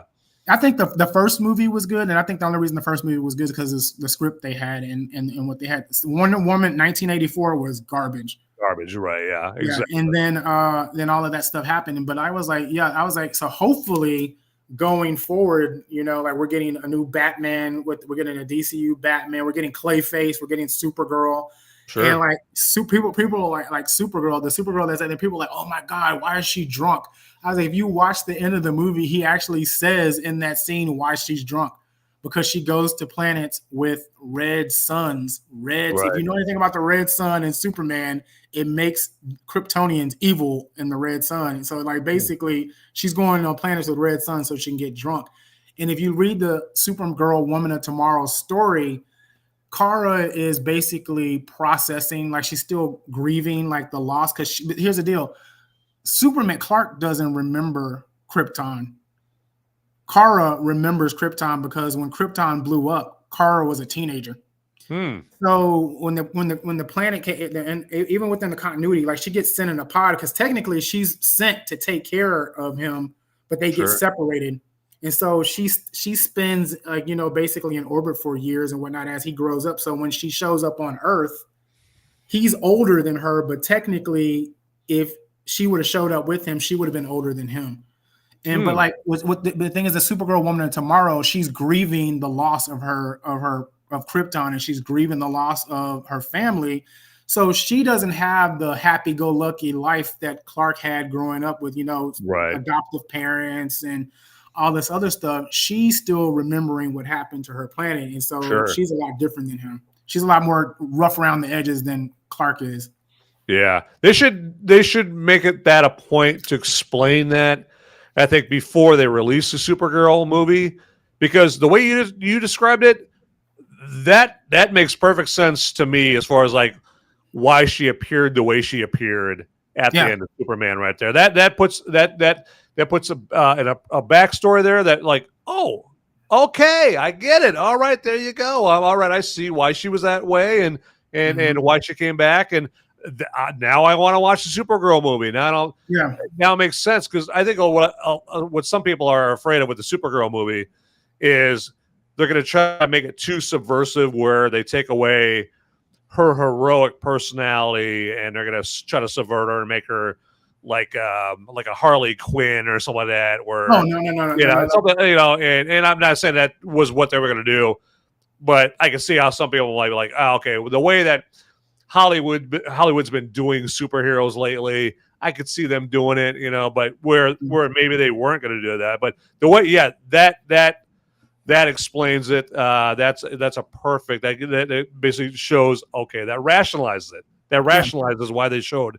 I watched the Supergirl TV show, where in like the Supergirl TV show, they pretty much made Supergirl like Superman. Like they gave her adoptive parents and whatnot. And Dean Cain was in the Supergirl TV show as well. Like he played her adoptive dad, and then Helen Slater played the adoptive mom, and all this other stuff. And so, but the thing is, they made her more like a girl version of Clark Kent, because she pretty much worked at Catco Media, and she was a journalist and whatnot, and they gave her a sister and stuff like that, which some of that stuff is in the comics here and there, depending on the story of her story that you read. But Supergirl, Woman of Tomorrow, that this movie is going to be based off of, it shows a little bit more darker, like a darker thing. Like Krypto is her dog. It's not Clark's dog. That's why the dog, every time he tried to like make the dog like behave, it was her dog. And so she just lets Krypto do whatever he wants. What you saw her, like him just run and jump on her, and leave with her. And I was like, so that was supposed to, but that's why he said, yeah, she goes to other planets with red suns and she gets drunk because she can't get drunk on Earth because it's right. Yeah. Which begs the question, how did she get back to Earth? Because don't they lose their powers? Like you said, the red sun makes them evil. And it obviously enables them to get hammered, but doesn't it take away like their powers that they have on Earth? You know what? That's a good question. I've seen like in other iterations where they leave Earth and go elsewhere, and they come back, they fly back to Earth, and I guess once they get close to the sun, they get powers again. Yeah. So like, how did they fly off that red planet then? Because they can't fly. Like that. I don't get that. So, but again, that's probably more one of those. Just don't think about it. Just roll with it kind of thing. So yeah. Because if you watch other stuff, they're able to go like, because like even in the Superman and Lois TV show, Clark, when he gets depowered, he goes and he flies up and he goes and lands on the sun, and he gets regenerated and his powers come back, and he's fully regenerated, and he comes back to Earth to fight again. Yeah. And I was like, yeah, so that's why I said, I think because the thing is, I think a lot of people keep trying to like apply. A lot of times people will try to apply the real world to these fantasy universes or whatever. I was like, but yeah. Yeah, I hear you, but I'll drink to that. And you know what? Speaking of drinking here, as you probably remember there, Dell, I always have my segment here on every Movies Merica show called Brew Review Time, and I'm going to review tonight's beer here coming up here, and we'll talk about right after this. Remind me, I want to get into crypto a little bit more, because we were talking about crypto here a little bit here. And I want to talk about crypto a little bit more after this brew review time.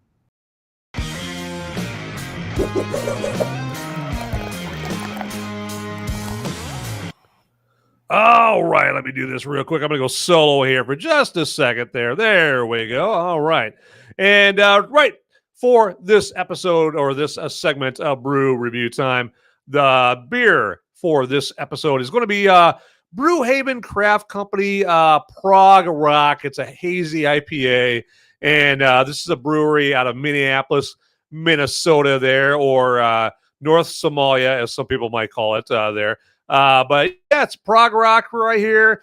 And so since it's named after prog rock, it's only appropriate to just say yes and take a journey to get a rush off of this beer and get your Emerson, Lake and Palmer's on this prog rock beer. Wait, that last part didn't make sense.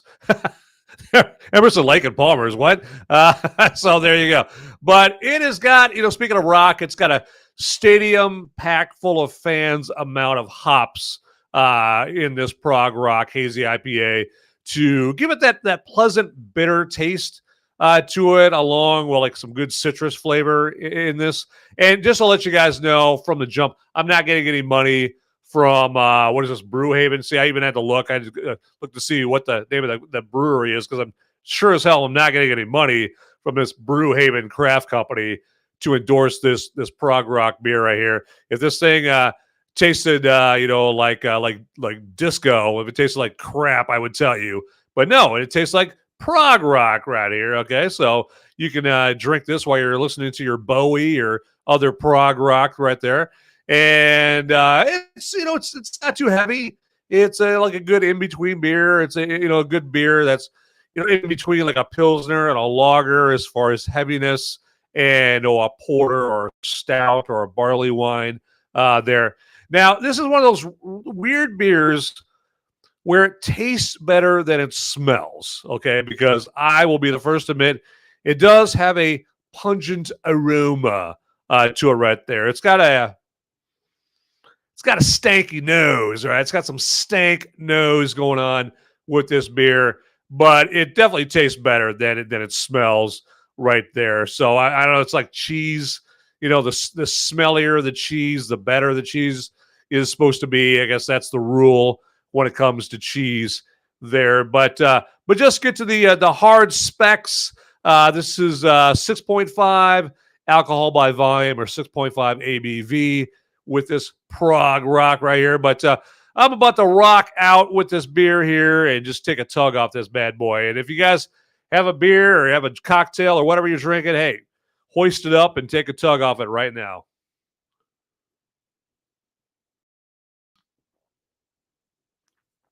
Excellent. So a little prog rock, check it out. Maybe you can get it via someplace like the Open Bar app on your phone. I think Open Bar is even on those Android phones now. Or you can go like Uber Eats. I think they deliver booze now, and in your area they might deliver a little prog rock to your domicile there. But anyway, that's enough about prog rock. It's enough about brew review time. So let's get on with a little bit more Superman. All right.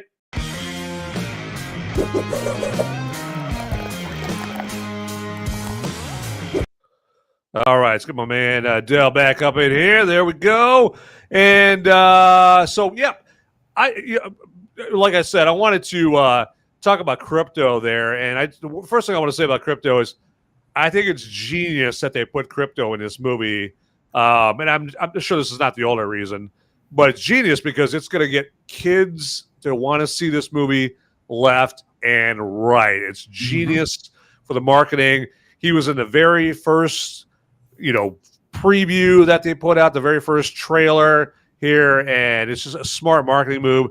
And so, yeah, you got kids left and right across the world dragging ma and pa to this movie simply because of Krypto. So, but I'm assuming you agree that's smart. Because the thing is, move. I think it's very smart because you got people that are like, oh, they put Krypton, and people are mad because it's like, oh, this movie seems like it's for kids. I'm like, exactly. That's primarily who Superman is for. Superman is for kids. He's for everybody, but he's for kids. But Krypto, because people are like Krypto, James Gunn, stupid dog. I'm like, Krypto was not created by James Gunn. It's just that this version was inspired by his dog Ozu, but Krypto has been around since the 1950s. My parents were born in 1962. They grew up watching the New Adventures of Superman cartoon on TV or whatever, and I watched some of the episodes, and Krypto was in that cartoon as well. And so he's been in live action. Like they did a kind of a version of him on Smallville. They did a version of him in DC Titans and everything. But I was like, the dog was a smart move because the thing is, just 3 years ago, they came out with a Super Pets movie, and Krypto was the lead pet in that movie. And the thing is, that movie made over $200 to $300 million at the box office for a cartoon. Right. I was like, so it was smart in live action to bring Krypto back. Because now it's summer and you got families. Just this week alone, like between Monday and Wednesday, the movie made an additional $40 million domestically because families are taking their kids to go see this movie. And then you got the dog lovers who love dogs. They did a promo with Milkbone. So now the dog lovers are like, oh, wow, there's a movie with a super dog. We're going to go watch that. Right. And then because I've seen this movie 4 times. When I go to the theater, I'm seeing older women and men going as couples to go watch this. I'm talking about white hair, older women and men sitting in the movie theater watching this movie and them talking about it as they're leaving.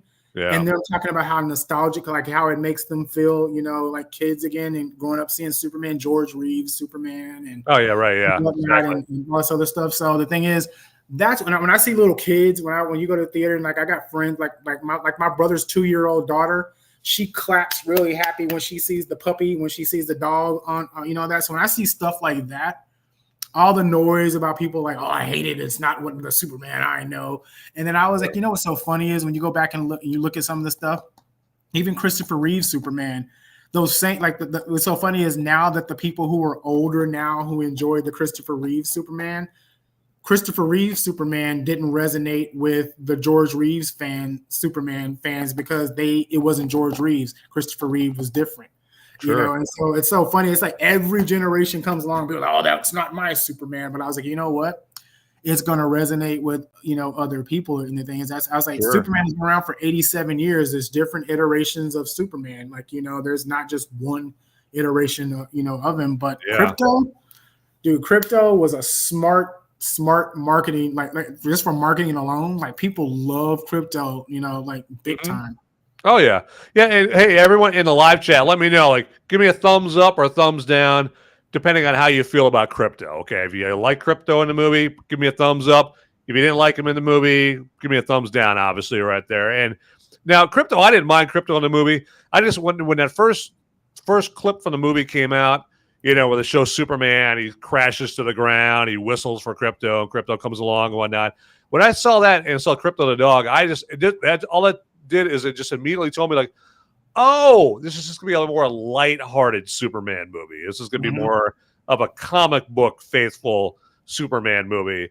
And I was like, I'm not married to just a dark, down to earth, world bound version of Superman like we got in Man of Steel. I'm not married to that. Sure, it was interesting to see that, but that's totally cool to have like a more lighthearted comic book, kind of friendly and fresh, version of Superman. I just wanted them to do it the right way, right? I wanted,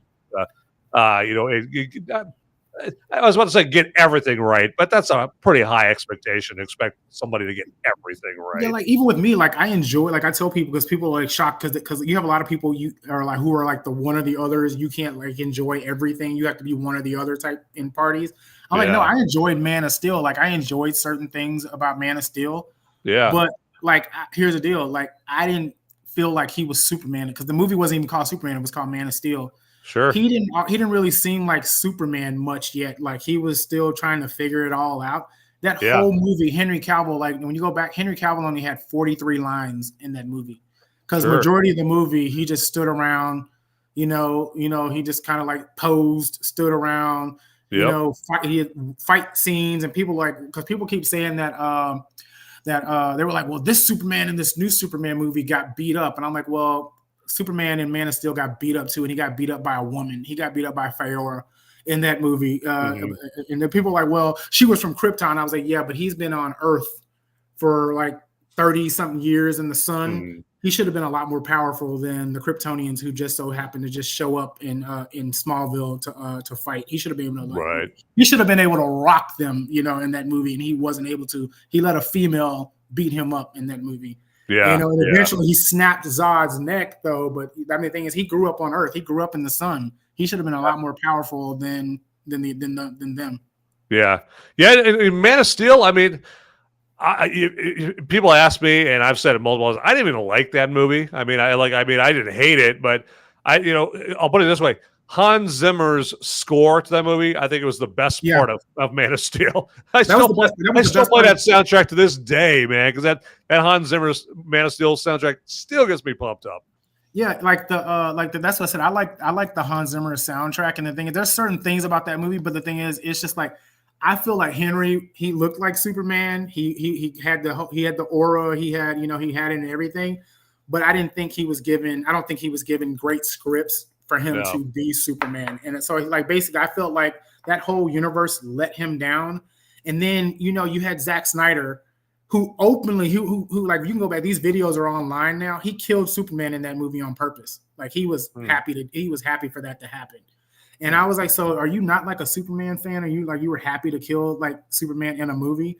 And then when you got the Justice League, and then you got Zack Snyder's Justice League, where you kind of saw him. You could see that he would become Superman, but I was like, there's just different things that were flawed about that universe, and like that I just can't go back. Like I saw you post about something about. I saw your post where you were talking about the score from a Hans Zimmer, and you like this new movie. The thing is, this new movie does have a score. It does. It does, but the thing is, like they have a whole soundtrack out that has like 30 tracks on it, and I was like, and I went and listened to it. They're putting it like they're putting the soundtrack out on vinyl and everything now. Like I was like, this is nuts, because what they did was the original guy, John Murphy. He started it, and then what they did is they brought in David Fleming from who does the music for The Last of Us. Sure. They brought him in to do the rest of the music for Superman. So I was able to go back and listen to some of the scores from that. And the thing is, I was like, some of that, there's some beautiful moments like in his score for what he did for this new Superman movie as well.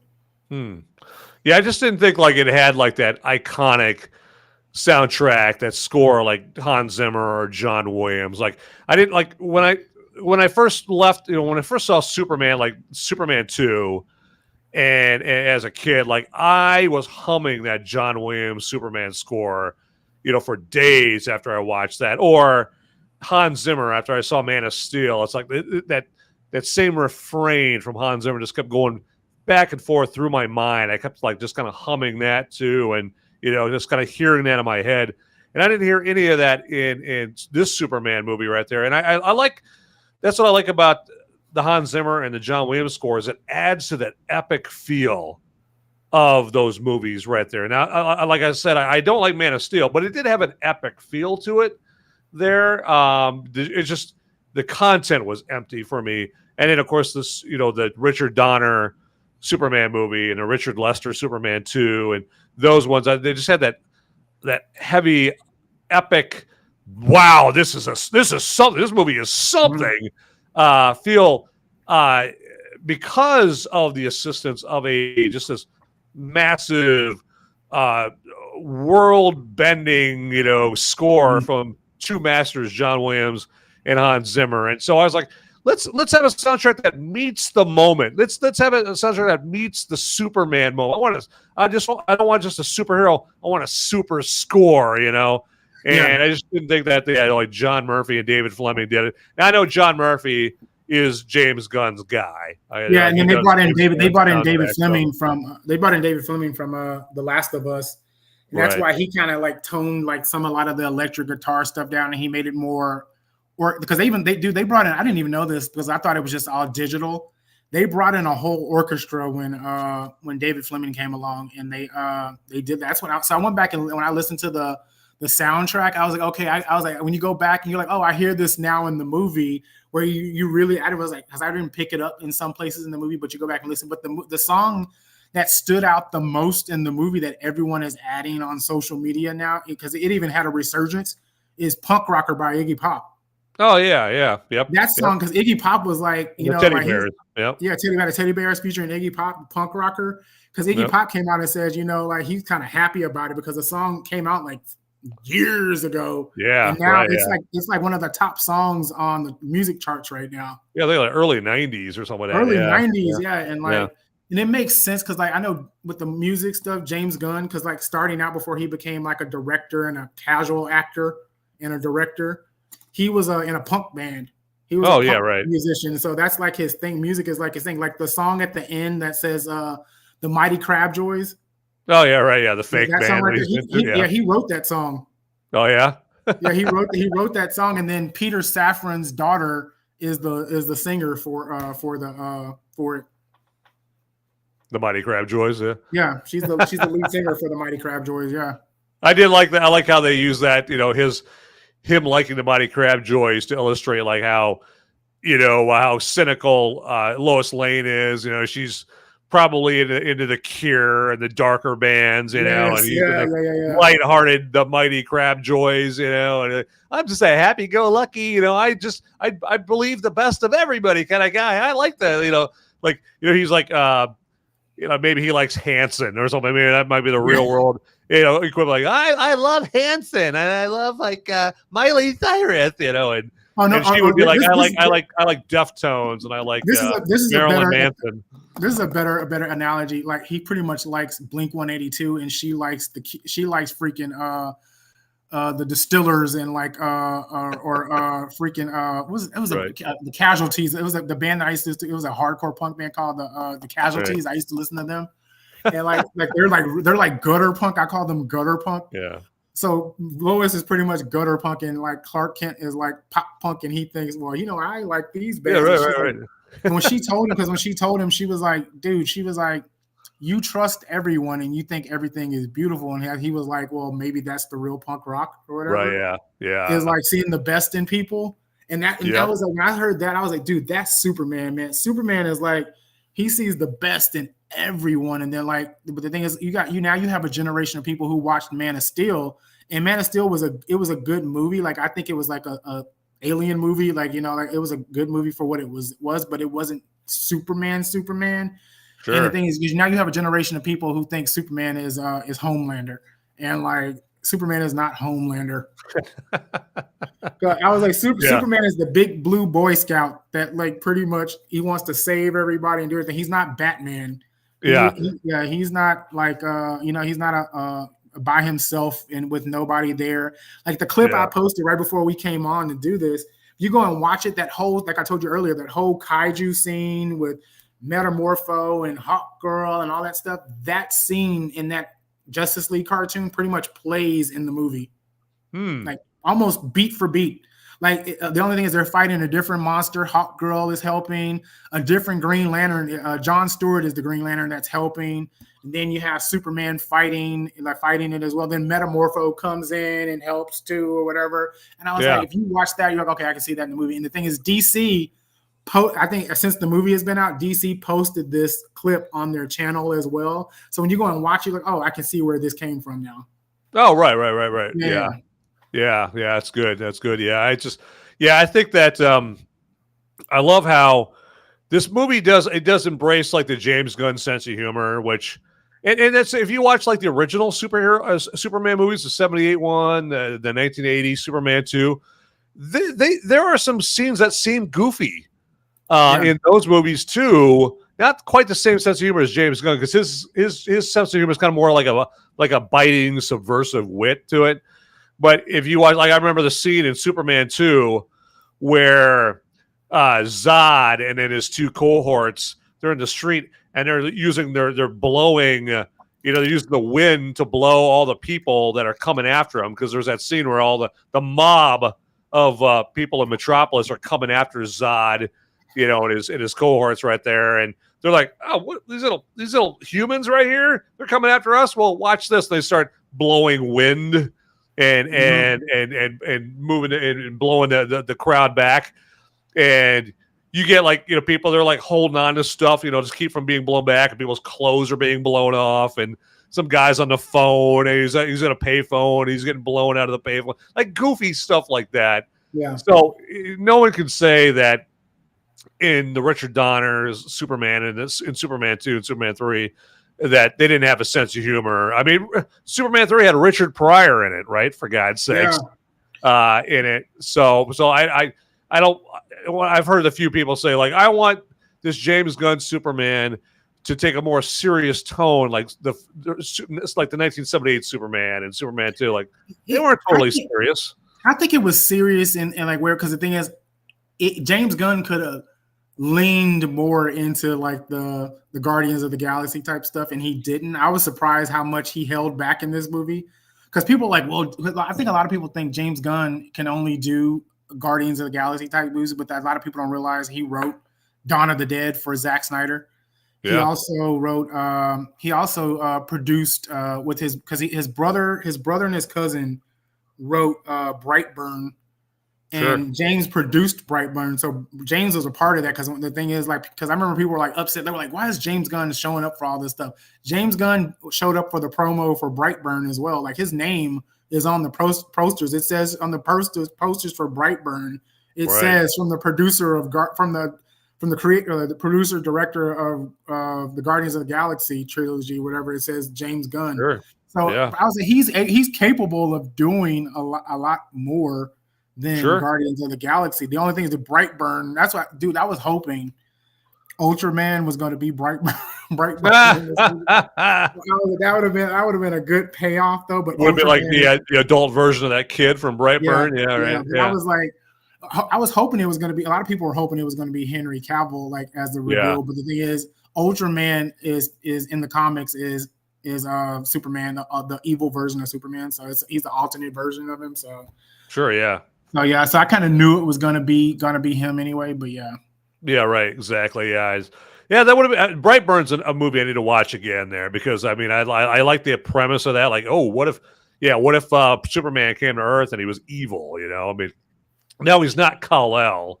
Yeah. And Brightburn, he's a completely different character, but. And that movie had its faults and the things that I think the reason why he was able to get away with making that movie, because I watched the video earlier. He was friends with the people from DC when he made that movie, so the thing is, he actually got away with like being able to kind of like do that movie. Because Jonathan in that movie, the kid, I forget, I think his name is Jonathan, the little kid, the kid that plays Brightburn, but he still lands in Kansas. Yeah. Elizabeth Banks is the Martha Kent, the mom, yeah, movie. Right, yeah. And then James's wife, Jennifer Holland from Peacemaker, she's in Brightburn as well.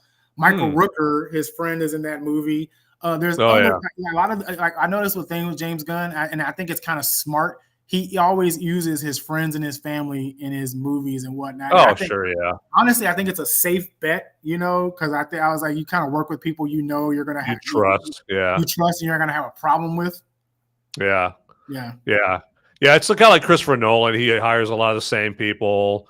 Martin Scorsese, a lot of them, they like to stick with people like proven commodities, right? People that they know are up to the task, they can perform, but also, they could trust them there. But I think that, it'd be interesting to see. I mean, it's, I don't know if Supergirl's been the next movie or not. They've laid out the whole timeline. Yeah, of course, what path the DCU is going to go. Yeah, next month is going to be Peacemaker 2. And then next year is going to be it's going to be Supergirl. It's going to be Lanterns. It's going to be Lanterns, the TV show Lanterns with the Green Lantern show with Hal Jordan, Jon Stewart, and Guy Gardner. That's going to be the thing. Then next year they're also doing the Supergirl movie, and they're doing Clayface. Okay. Next year as well. And Clayface is going to be James Gunn said Clayface is going to be a horror movie. Oh, is it? Okay. Yeah, it's going to be horror. It's going to be horror. The thing is, Clayface is a Batman. I think he's usually in the Batman universe. So I was like, are they going to introduce the DCU Batman in that movie? I'm like, how is that going to work? Because a lot of us are like hoping they cast somebody else new, like they're supposed to cast somebody else new as Batman. But the people are like, why don't they just use Robert Pattinson from the Batman, in this? And I was like, sure. He could work in that universe. Because I was like, it'd be interesting to see him interact with this version of Superman. Oh, because, like, how would he react to, like this happy Superman or whatever, whatever. So I was like, that'll be interesting. But there's a lot of people in the talks of to play Superman, and I know they want to fast track Wonder Woman now. They're talking about fast tracking Wonder Woman. So I was like, who's going to play Wonder Woman? Yeah. Hopefully it's they're talking about a lot of people want Adria Arjona. Arjona, yeah, she's Jason Momoa's girlfriend. Yeah, she would be perfect. Yeah, she would be perfect. Because I know a lot of people. Because I hopefully know people that don't have issues. Because they were like, well, I was like, whatever. I was like, because a lot of people are like, well, she's not blue eyes and this hair. And I'm like, whatever. I was like, Gal Gadot didn't have blue eyes either. And then I was like, if you really want to get technical, Linda Carter's Mexican. But like nobody really cared, back then. Right, yeah, exactly, yeah. Adria Arjona, show everybody, what she looks like here. She's gorgeous. She is gorgeous. Yeah, she was just in that Hitman movie with the Netflix movie with Glenn. What's his face? I was about to say Glenn Lowry. Glenn Powell. Yeah. Glenn Powell, yeah. A lot of people want her. A lot of people want her, and a lot of people want Jessica Green. Oh yeah, Jessica Green, and she's tall. Yep. Oh yeah, I can see her being Wonder Woman. Yeah.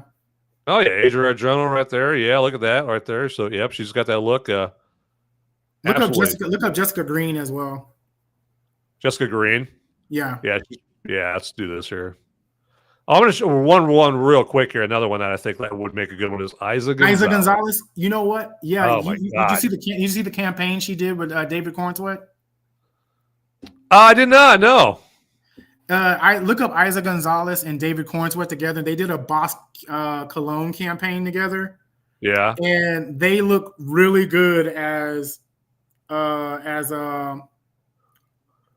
I could see Superman hanging out with Isa Gonzalez as well because they did that campaign together.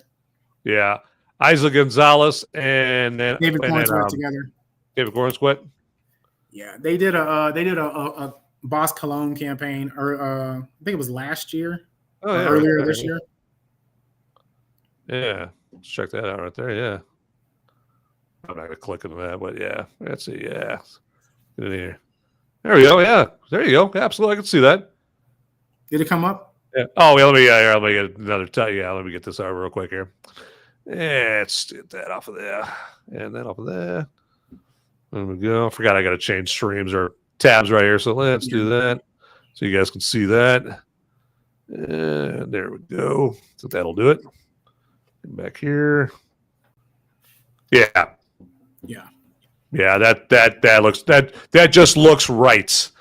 Yeah. You know, yeah.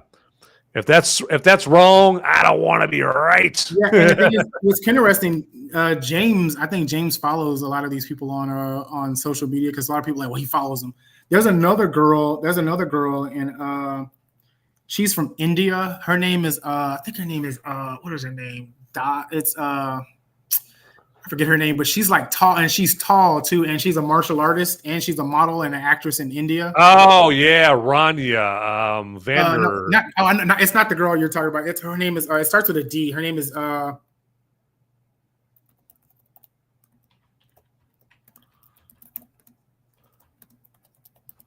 Jessica Green. Look up Jessica Green here. Oh yeah, Jessica Green. Yeah, there you go. I can see Jessica Green. Yeah. Yep, she's got that Wonder Woman look to her. Yeah, this is who I was thinking of. Yeah, it was that Rania Vallingham or something like that. Was he Vandingham? What is that? She's got a wish her name was Lisa Smith. That would be easy to look up right here. Yeah, but yeah, you got plenty of candidates for Wonder Woman. Here, so to check out right there, but yeah, but you got to have acting. Good writing, and you all have to have a good actress to perform and execute that good writing right there to make her empathetic and make her someone that people are going to root for. That's a problem with like Wonder Woman 1984 when Gal Gadot was still playing her. Not only does she have the terrible writing working against her, Gal Gadot is just so stoic and stiff when she acts, and she can't really emote like that, like she needs to. So, yeah. Let's see here. I can't remember that actress's name, but she's like, and she's tall too. I forget her name, but like I followed her on Instagram, and her name is it Dasha Patrani or something like that? I forget her name, but like, yeah. And the thing is, like, James Gunn follows her on Instagram, and like, she's doing martial arts, and dude, she's training. I'm like, what is she training for? Because she's doing martial arts work type stuff, and like when you see her, you're like, oh, she looks like a model. Like, we're like, why is she doing all of this training? I was like, because the thing is, it's not just Wonder Woman they're doing. They're also doing a Paradise Lost, which is a Wonder Woman, like the Mascara type TV show as well. Yeah. I was like, I wonder if that's if they're casting for that too. I wonder, yeah. And there's a lot of Indian actresses that would be, perfect. They got that, the dark hair and all that. So I don't know, like this is who I was thinking of here earlier from Bahubali, like that, So she's like, it wouldn't be too bad. What's her name? Yeah, it's like all kinds of. So you got options out there. So yeah, just make sure. The girl right there. Let's see here. Bahubali. Let's take a look at the cast list here. Let's see, y'all. That's not her. Oh, sorry. Yeah, Tamina Bhatia. Oh, okay. Yeah. Yeah, she was good. She was good in that movie. So Bahubali. If you guys are into like Bollywood or Tollywood movies right there, so and you guys are like movies like RRR and that kind of thing. So yeah, you definitely could do worse than Bahubali. There you go. Yeah, I like that. Well, I mean, like that Raina Vallingham that I'm talking about. Like, I don't know if she can act or not, but man, she's got the martial arts skills needed to portray Wonder Woman in real life. There, so, and she would be perfect for that role as far as performance and that kind of thing. There. One thing while you're looking up, I don't know if you're looking up something still. Yeah, I'm looking, trying to figure out the actor. This is gonna mess with me if I don't remember her name. It's gonna stick in your craw right there. Is well, one thing that kind of laughed at with the Superman movie, and again, I wanted this movie to be good, but this is one other one that I was laughing at. Is so they had the scene where Superman or Clark Kent, however you want to look at it, and Lois are talking to each other. And outside the window, they've got like the big battle with the big space eyeball, and Green Lantern and Mr. Terrific and Hawk Girl are fighting that. And it's that conversation where, Clark Kent, he's just like, things are dour and down. He's just feeling very melancholy. And at the end of the conversation, or towards the end of the conversation, he's like, "I love you, Lois." And she doesn't say, "I love you" back.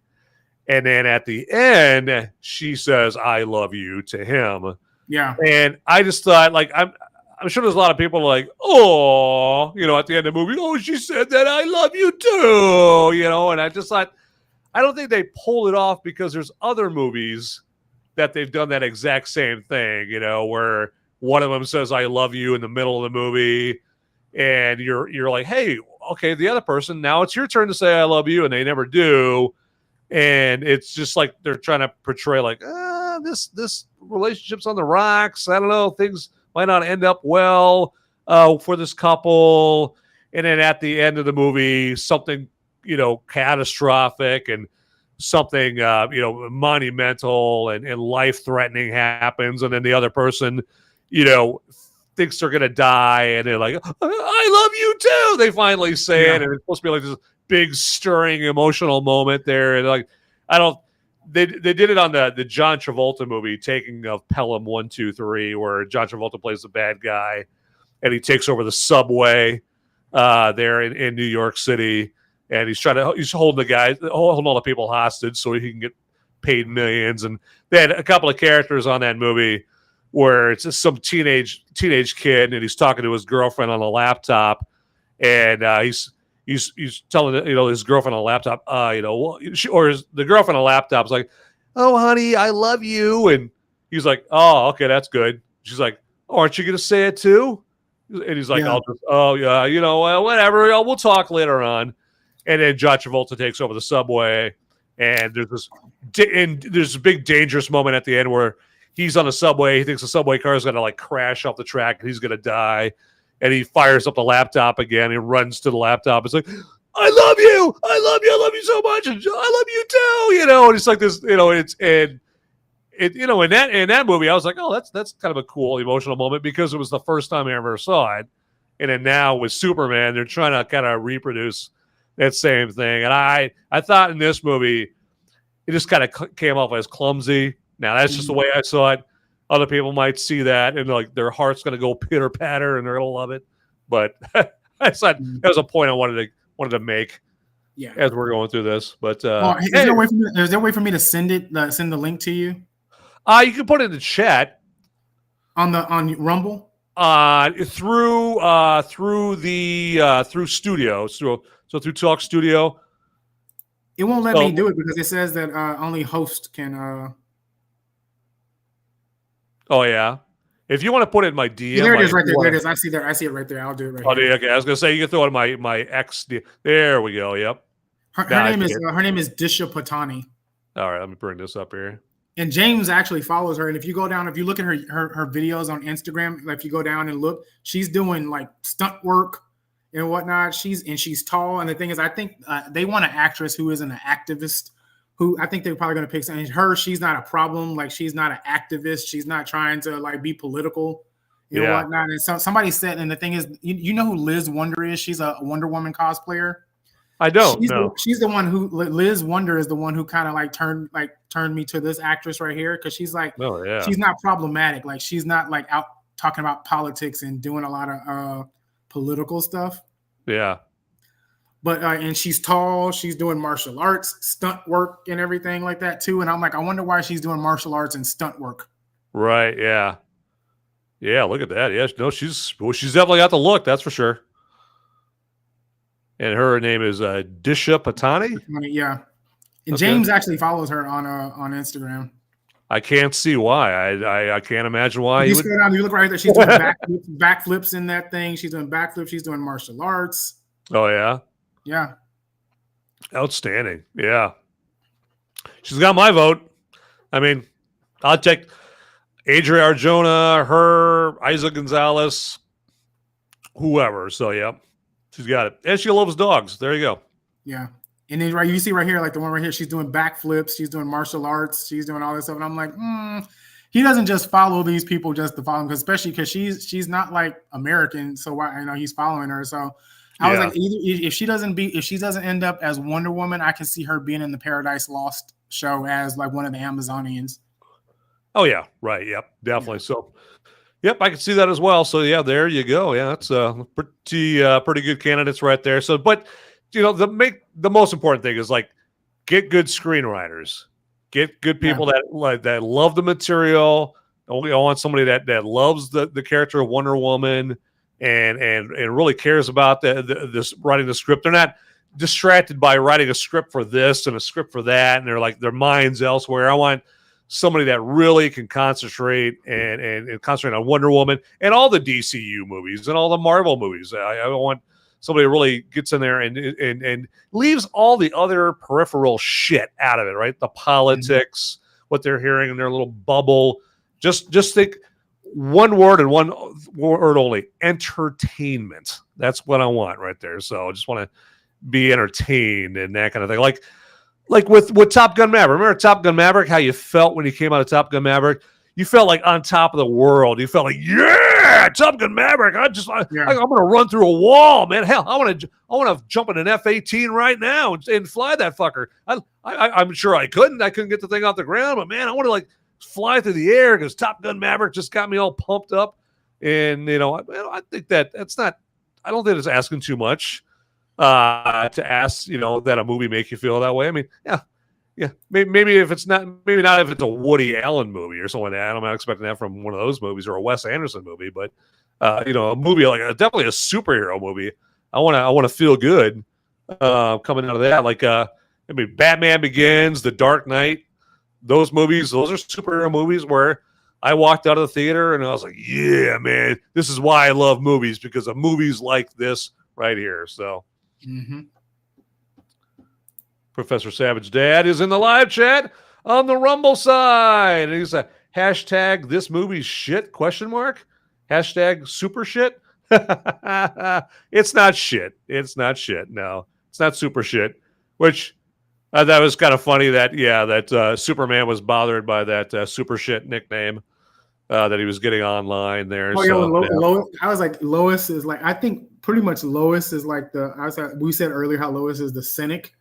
And I was like, if you think about it, she's pretty much like saying like some of the stuff that people would say, like some of the people that are complaining about the things, she actually says it in that thing.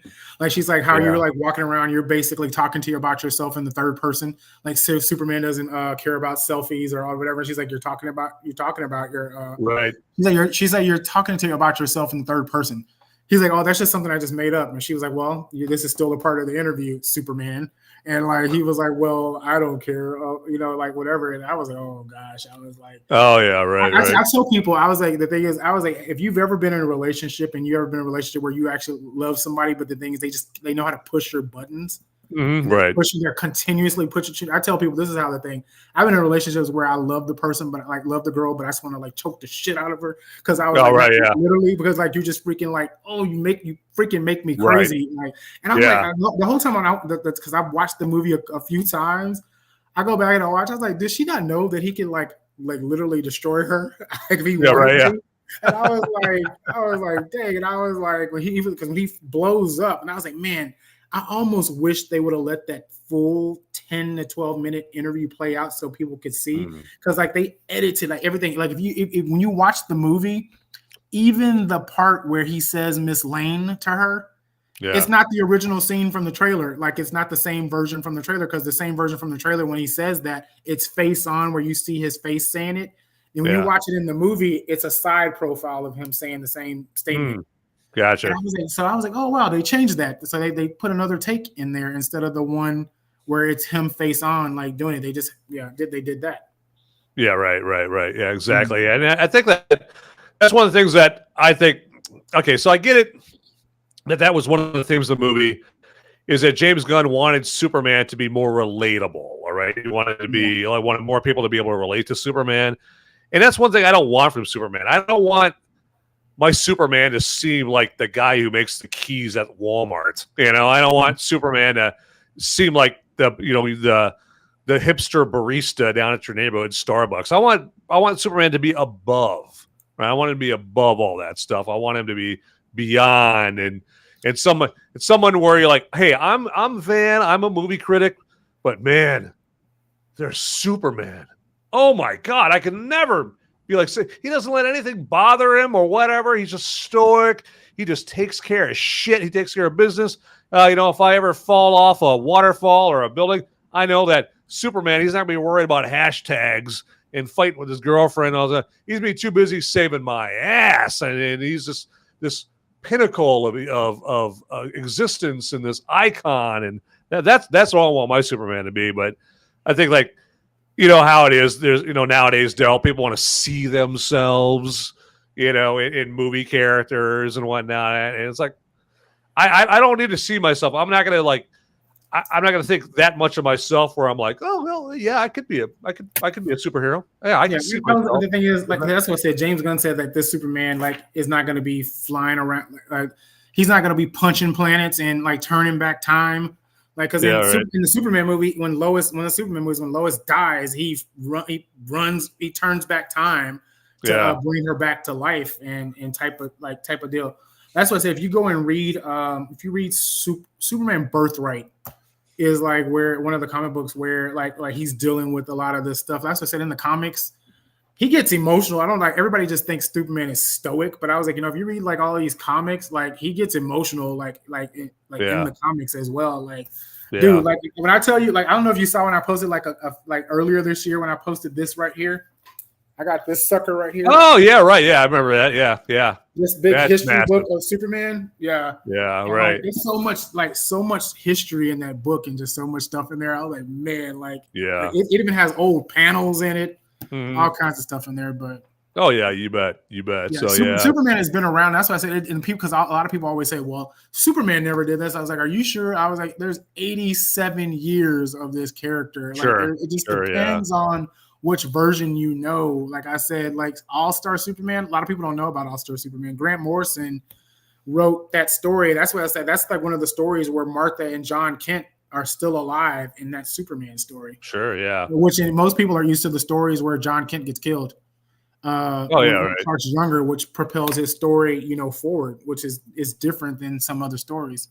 Yeah, right. Exactly. And I have my idea of who I want Superman to be, but I'm not gonna sit here and go, I expect everyone to adhere, including like James Gunn and other people that make actual Superman movies and whatnot. But on the other side of that, I also never say like Superman has never been this way ever before. He's never been portrayed this way because I don't know the comics. I don't know the novels. I haven't seen every Superman TV show.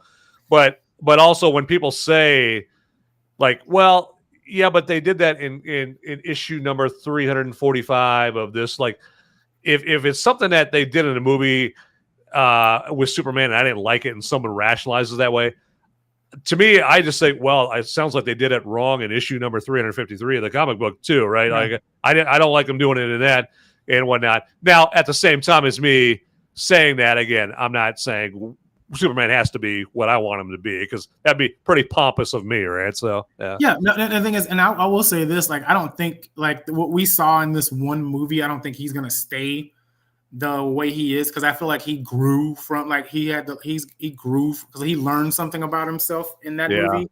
So eventually, I think he grows into like the Superman people know, but we're getting to see the journey of him grow. And I think people are just used to seeing Superman show up and be Superman, and that's it. And the thing is, he has nothing to. He has. I like to be able to see a hero that if you get knocked, the song "I Get Knocked Down," but I get Oh yeah, Chumbawamba. Yeah, Chumbawamba. So the thing is, Yeah. like no matter how many times you get knocked down, you get back up again, and it makes you stronger, and it makes you a better hero. I like my heroes to be able to grow versus just being a hero and that's it. So I was like, it'll be interesting to see where they take his, because he signed on, the actor David Corenswet has signed on. He has a contract for more movies and like content.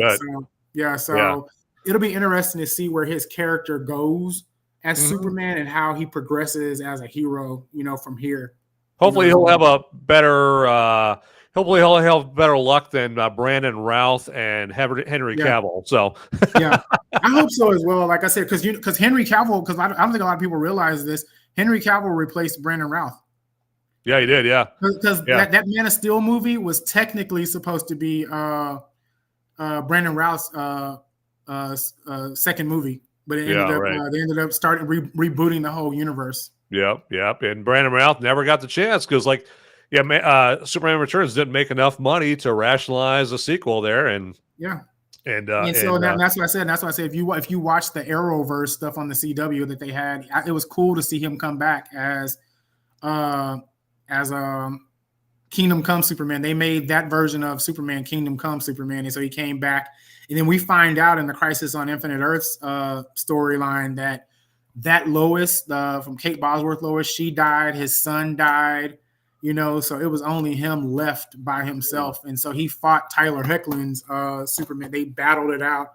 And then eventually he went. And so basically the suit that you see David Corenswet wear, like the Kingdom Come like logo or whatever, he goes from the black and red emblem to the black and to the yellow and red one. It switches over, but it has still the same type of S or whatever. So I was like, that was pretty cool at the end of that. No, right. It kind of ties together right there. Exactly. But, speaking of superheroes here, I want to do this. I want to talk about another hero, a military hero. And that is, of course, my little half-hearted attempt at a segue to the movie Military Moment here. And that's the segment where I give myself the opportunity to honor a recipient of the Congressional Medal of Honor there. And right now you may be asking yourself, rightfully, if you've never seen any episode of Movies Merica spoiler warning, like, hey, Van, what the hell does honoring a Congressional Medal of Honor recipient have to do with movies? Well, I'm going to tell you, but right after I bring my man Dell here back here, and we're going to bring the good old Movies Military Moment intro up in here. So check this out.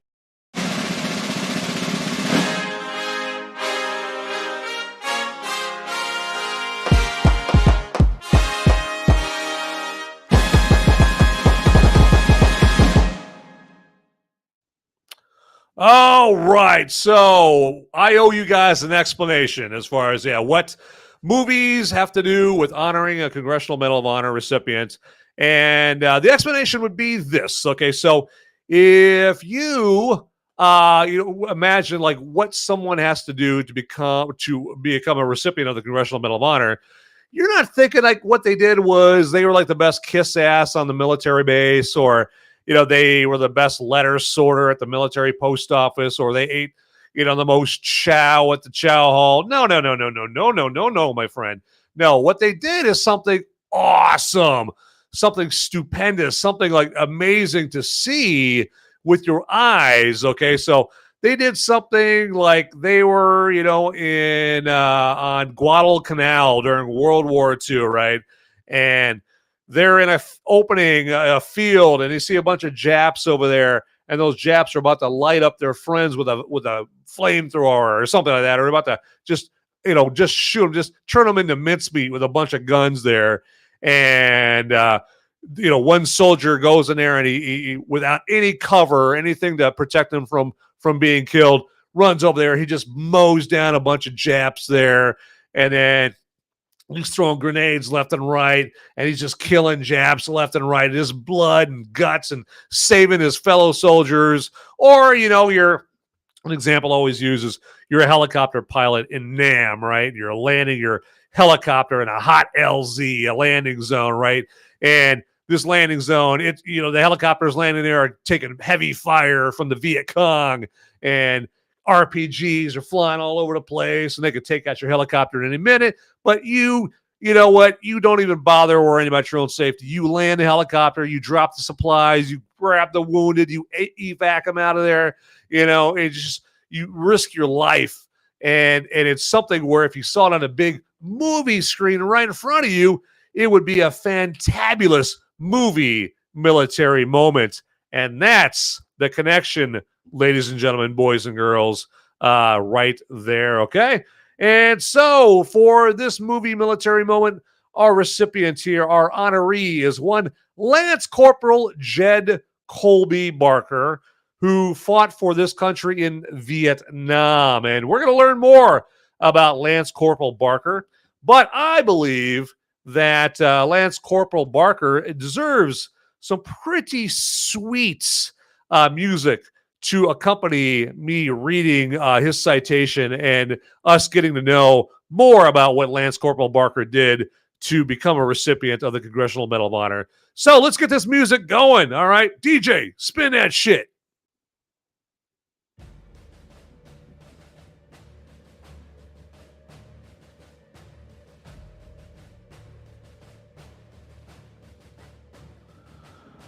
This is the movie military moment.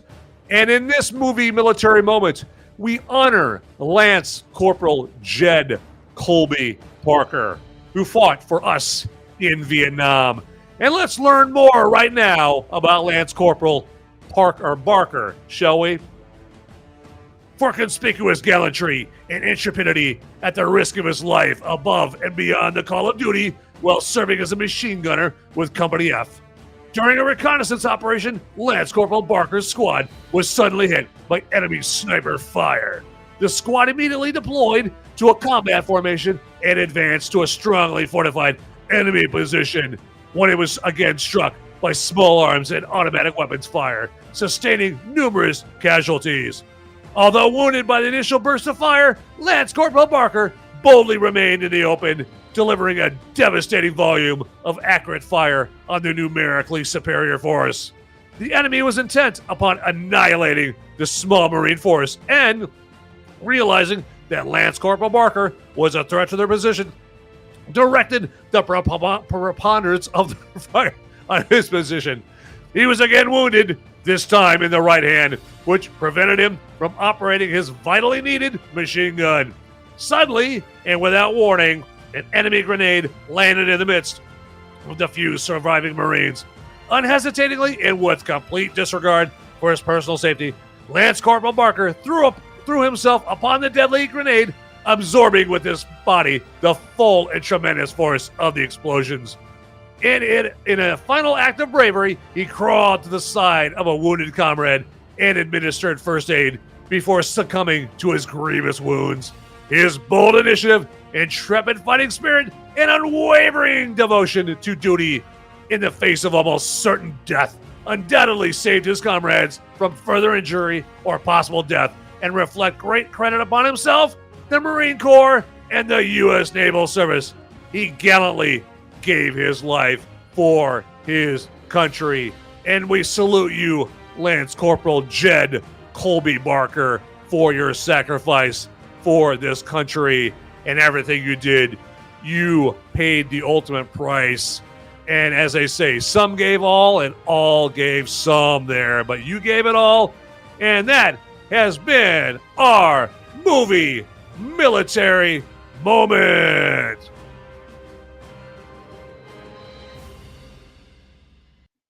All right. Excellent, excellent, excellent.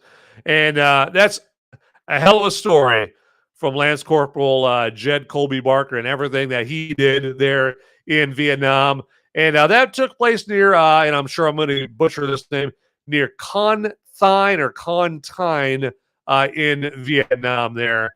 And yeah, he gave all on September 21st, 1967 there in the Vietnam War. And also, you can check out these Medal of Honor citations. You don't have to wait for me to read these off to you. You can go to cmohs.org/recipients. Again, that's cmohs.org/recipients, and check out all the stories about all these Congressional Medal of Honor recipients there.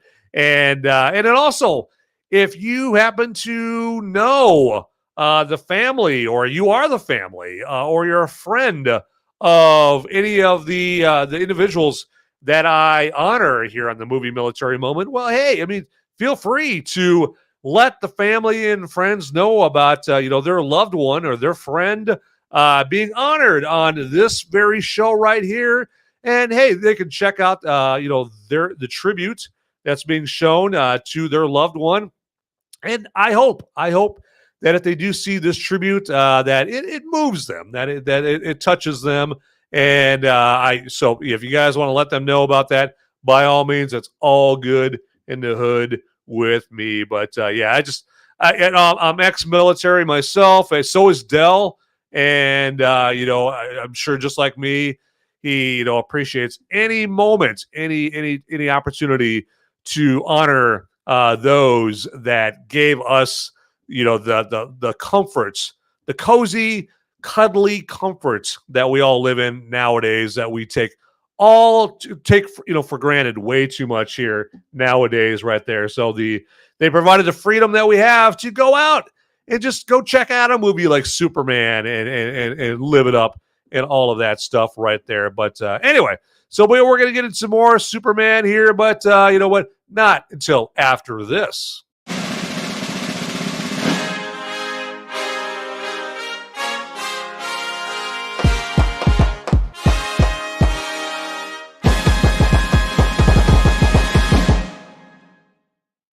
All right, here. I'm going to get a drink here. I'll wait for my man Dale to get back on camera here. And then once he does, I'll bring him back up here. But again, hey, if you guys, are drinking, you guys got a beer, got a cocktail, whatever, drink it up here, because, Movies Merica spoiler warning should be part of, your prep for the upcoming weekend every week. Okay. Because this is pre-Friday. All right. This is Thirsty Thursday. It's almost a weekend right here. And so, yeah, just make this part of your weekly ritual to ease your way into the weekend right here. But to that, here we go.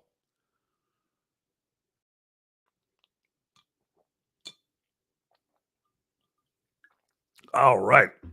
I had to wet my whistle after reading all that great information there about Lance Corporal Barker. Absolutely. But I was happy to do it.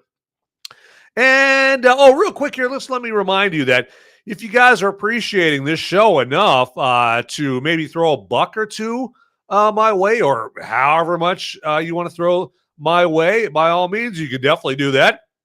And the way you guys can do that is if you go to where you put in your live chat message on Rumble, that you're going to see a button there that is going to have a $sign on it there. If I can talk right. Really, I'm getting all choked up about this. So, but click on the button that has a $sign on it, and then it'll just ask you how much money you want to donate to this guy right here, and that's it. Very simple, very easy right there. Okay, you got no excuse, not to do it, unless you just rightfully don't think I deserve even $1 of your money. Okay. But then also you can do that if you're checking me out on YouTube, okay? And it works very similarly on YouTube. Down by where you type in your live chat message on YouTube, just go ahead and click on the button that has a $1 bill on it. And it'll, again, just ask you how much you want to donate. And that's it, all right?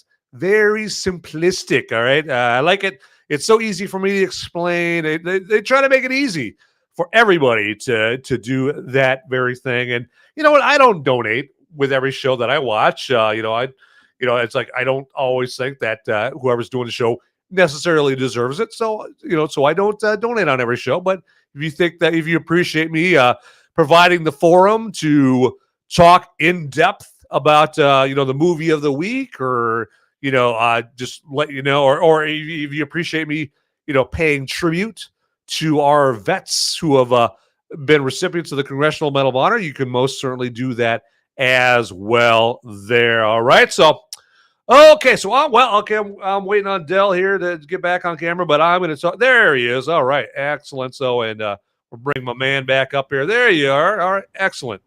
Outstanding. Got more Superman to talk about. So, and Dell, anytime that you need to get going, hey, if you need to take off early, let me know there in the private chat if you want, or you just say, hey, Van, I got to go, and then just bolt.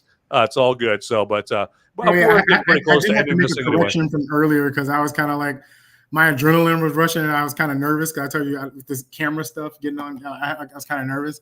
One of my friends, I invited him to watch, right? And so, like, he's an Air Force veteran too. He was like, dude, no. He was like, no, Red Suns is, dude. I got them mixed up. Red Kryptonite. Oh yeah, okay. On-air correction. Yeah, red kryptonite was what makes them like Kryptonians. Red kryptonite makes them evil. Red suns is what make them more human. Okay. That's why she's able to get drunk on planets with red suns, because the thing is, she's pretty much human on planets with red suns. Oh, powers, okay. Yeah. So she gets her power. They get their because it came back to me. They get their powers from yellow sun. Red sun makes them depowered. Depowered. Okay, gotcha. So yeah, my thought earlier, my question I guess still remains is, if she goes to a planet with a red sun, like how the hell does she get off that planet? Because if they have a red sun, she doesn't have the power to fly anymore, So unless she can float in orbit though. Well, so she goes down there. She goes down to the planet that has a red sun, and she goes to the whatever. She goes to Buffalo Wild Wings because she wants to choke down some buffalo. She wants some buffalo wings, and she wants to get hammered off a bunch of beer or whatever. She's on the planet, but she can't fly off the planet because she doesn't have her powers, right? So that's one of those points where, like, I think that the movie's like, don't think about that stuff right there, or they might answer it in the Supergirl movie. Because maybe they'll definitely answer, because that story, that Supergirl Woman of Tomorrow story, it's a very interesting story, because it's still the Supergirl story, but it's a different version of that Superman story, of that Supergirl story. Oh yeah, and that's what I said. I'm looking forward to it, because the thing is, like she has like this girl that she ends up having to help named Ruthie. So I think she pretty much has to come out of her depression. And like all her, that's what I said. Like, if you go back and you like look at her story, technically in theory, she's technically supposed to be older than Clark, but because she gets suspended into I want to say the Phantom Zone, but she's pretty much floating around to where when she finally meets up with him, he's older than her, but technically she was supposed to be older than him. Mm-hmm. Yeah. It's I like discussing that stuff. That's the kind of stuff we should be discussing instead of like Snyder Bros and Gunn Bros like fighting with each other on social media. I don't have time for it. Yeah, exactly. I'm like, it's like those people, every single one of those people that do that, I would love to ask them. Okay, so you're so passionate about release the Snyder Cut, or James Gunn's the best one now. Like, who's the Secretary of State? Can you name that for me? Or maybe if they have kids, like, oh yeah, so what's the last piano recital of your daughter's that you went to? Like, something like that. Do you bother like taking care of the important things in life? I mean, are you knowledgeable of the important things in life, or do you just sit in front of the camera or sit in front of the laptop all day long and fight for Zack Snyder's honor? It just makes you wonder. Yeah. And especially for Zack Snyder and all these people that don't know you exist. I mean, the thing is, you pretty much, you're defending him. They're putting banners on freaking garbage trucks to promote Man of Steel, like over the new Superman movie. I'm like, seriously? Like, is that really? I mean, or do you have that much time on your hands? And it's like, it's kind of like ridiculous. I was like, I love Superman, but Superman, I'm not doing all of the crazy stuff. Like, 'cause I have a friend who's a diehard Snyder DCU. Like, that's the only thing he cares about is that. And I'm like, he tries to like put me in this James Gunn. I was like, dude, I'm a Superman fan. I'm not a James Gunn or Snyder fan, because I told him, because I told him, dude, I went and saw all of those DCEU Snyder movies. I saw Man of Steel. I saw Batman versus Superman. I saw the Justice League. I saw the Joss Whedon version, that finished version. I saw Zack Snyder's Justice League, the 4-hour version. That released on my birthday. My birthday is March 18. It released on my birthday in 2021, and I got HBO Max for 1 month just so I can freaking get on there and watch. Me too. I was like, dude, I went and watched Black Adam just for a cameo of Henry Cavill at the end. So I was like, I don't want to hear you telling me about who and what. I was like, I'm a Superman fan at the end of the day. I'm not a Zack Snyder fan. Right. Because I was like, if you people really are Zack Snyder fans, y'all let his crappy movies, Rebel Moon fell on Netflix that I don't think were that too good. I was like, what other stuff are you supporting? Like Henry Cavill, what major blockbuster has Henry Cavill had outside of anything within the DCEU? They were like, well, Mission Impossible. I was like, that was a Tom Cruise movie. That was a Tom Cruise movie. Yeah, he was just a supporting character. And he was a supporting character. I was like, so what has he been successful in outside of being Superman? Not much. Yeah, exactly, right there. Yeah, and that's the thing is like, I think that's just a lazy argument. You know, like, so if you like the James Gunn movie, then they just call you you're a Gunn fan, and if you're a Gunn glazer, that's a Gunn glazer. You're a Snyder bro, and all that stuff. It's like, no, you can like both movies, or you just honestly don't like the movie, and you're not, and it's not that you like the movie because you have an allegiance to the director. You may not even know what the director's name is. You just like the movie there. But I got that too. Like when I was when I was saying not so kind things about the James Gunn Superman, I got called a Snyder bro. And I just said, I'm straight like, dude, I didn't even like Man of Steel. I mean, I like the Zack Snyder Justice League cut more than I like Man of Steel or Batman v Superman. There. So I am not a Snyder bro whatsoever. I like Snyder's movies that have nothing to do with superheroes. So I'm a Superman bro. I'm not a Snyder bro, a Gunn bro, or a Glazer, or whatever they're called. Goon is what they call them. And I'm like, dude, I was like, I've only like outside of like I've seen like I think the first Guardians of the Galaxy movie. I've seen Brightburn. I finally watched Peacemaker like this year, because I didn't watch the first season, and I was like, oh, wow, I actually enjoyed this show. I thought it was good for what it was. Right, yeah. And so I kind of watched it. I watched Creature Commandos, the cartoon, the animated series he did. I watched that recently. I was like, okay, I kind of enjoyed that too. But I was right. I'm a type of person, if I enjoy content. I enjoy, like, if it's something good, I don't care who makes it, as long as it's good. I enjoy it. But exactly. I've been like, yes, James Gunn directed Slither way back in the day. I mean, that was like, I don't know if you ever seen that one, but I think that might have been the beginning of his collaboration with like Elizabeth Banks and Michael Rooker. Yeah. Because Michael Rooker and Elizabeth Banks are both in that movie there. A bunch of it's even got what's her face, the one who played Pam on The Office before she was Pam on The Office. Jenna Elfman, but that was Dharma and Greg. Jenna Fisher. Yeah. There's even got Jenna Fisher in Slither. So I mean, and James Gunn, I mean, he, like you said, he wrote Dawn of the Dead. So I mean, I knew of James Gunn from back then before he ever directed any big mainstream movies there. And Zack Snyder, I mean, I like Watchmen, I like 300, I like Dawn of the Dead, and those have nothing to do with, well, I guess Watchmen, it was technically a DC movie there when it came out. So, but I'm not a Snyder bro. Far from it. It's so crazy. Like these people, they make up like crazy things in their heads. Like I'm like, Zack Snyder and James Gunn are friends with each other. So much so, just to make fun of their fans, like their crazy fans. They did a Rick and Morty episode. Oh yeah, right. Exactly.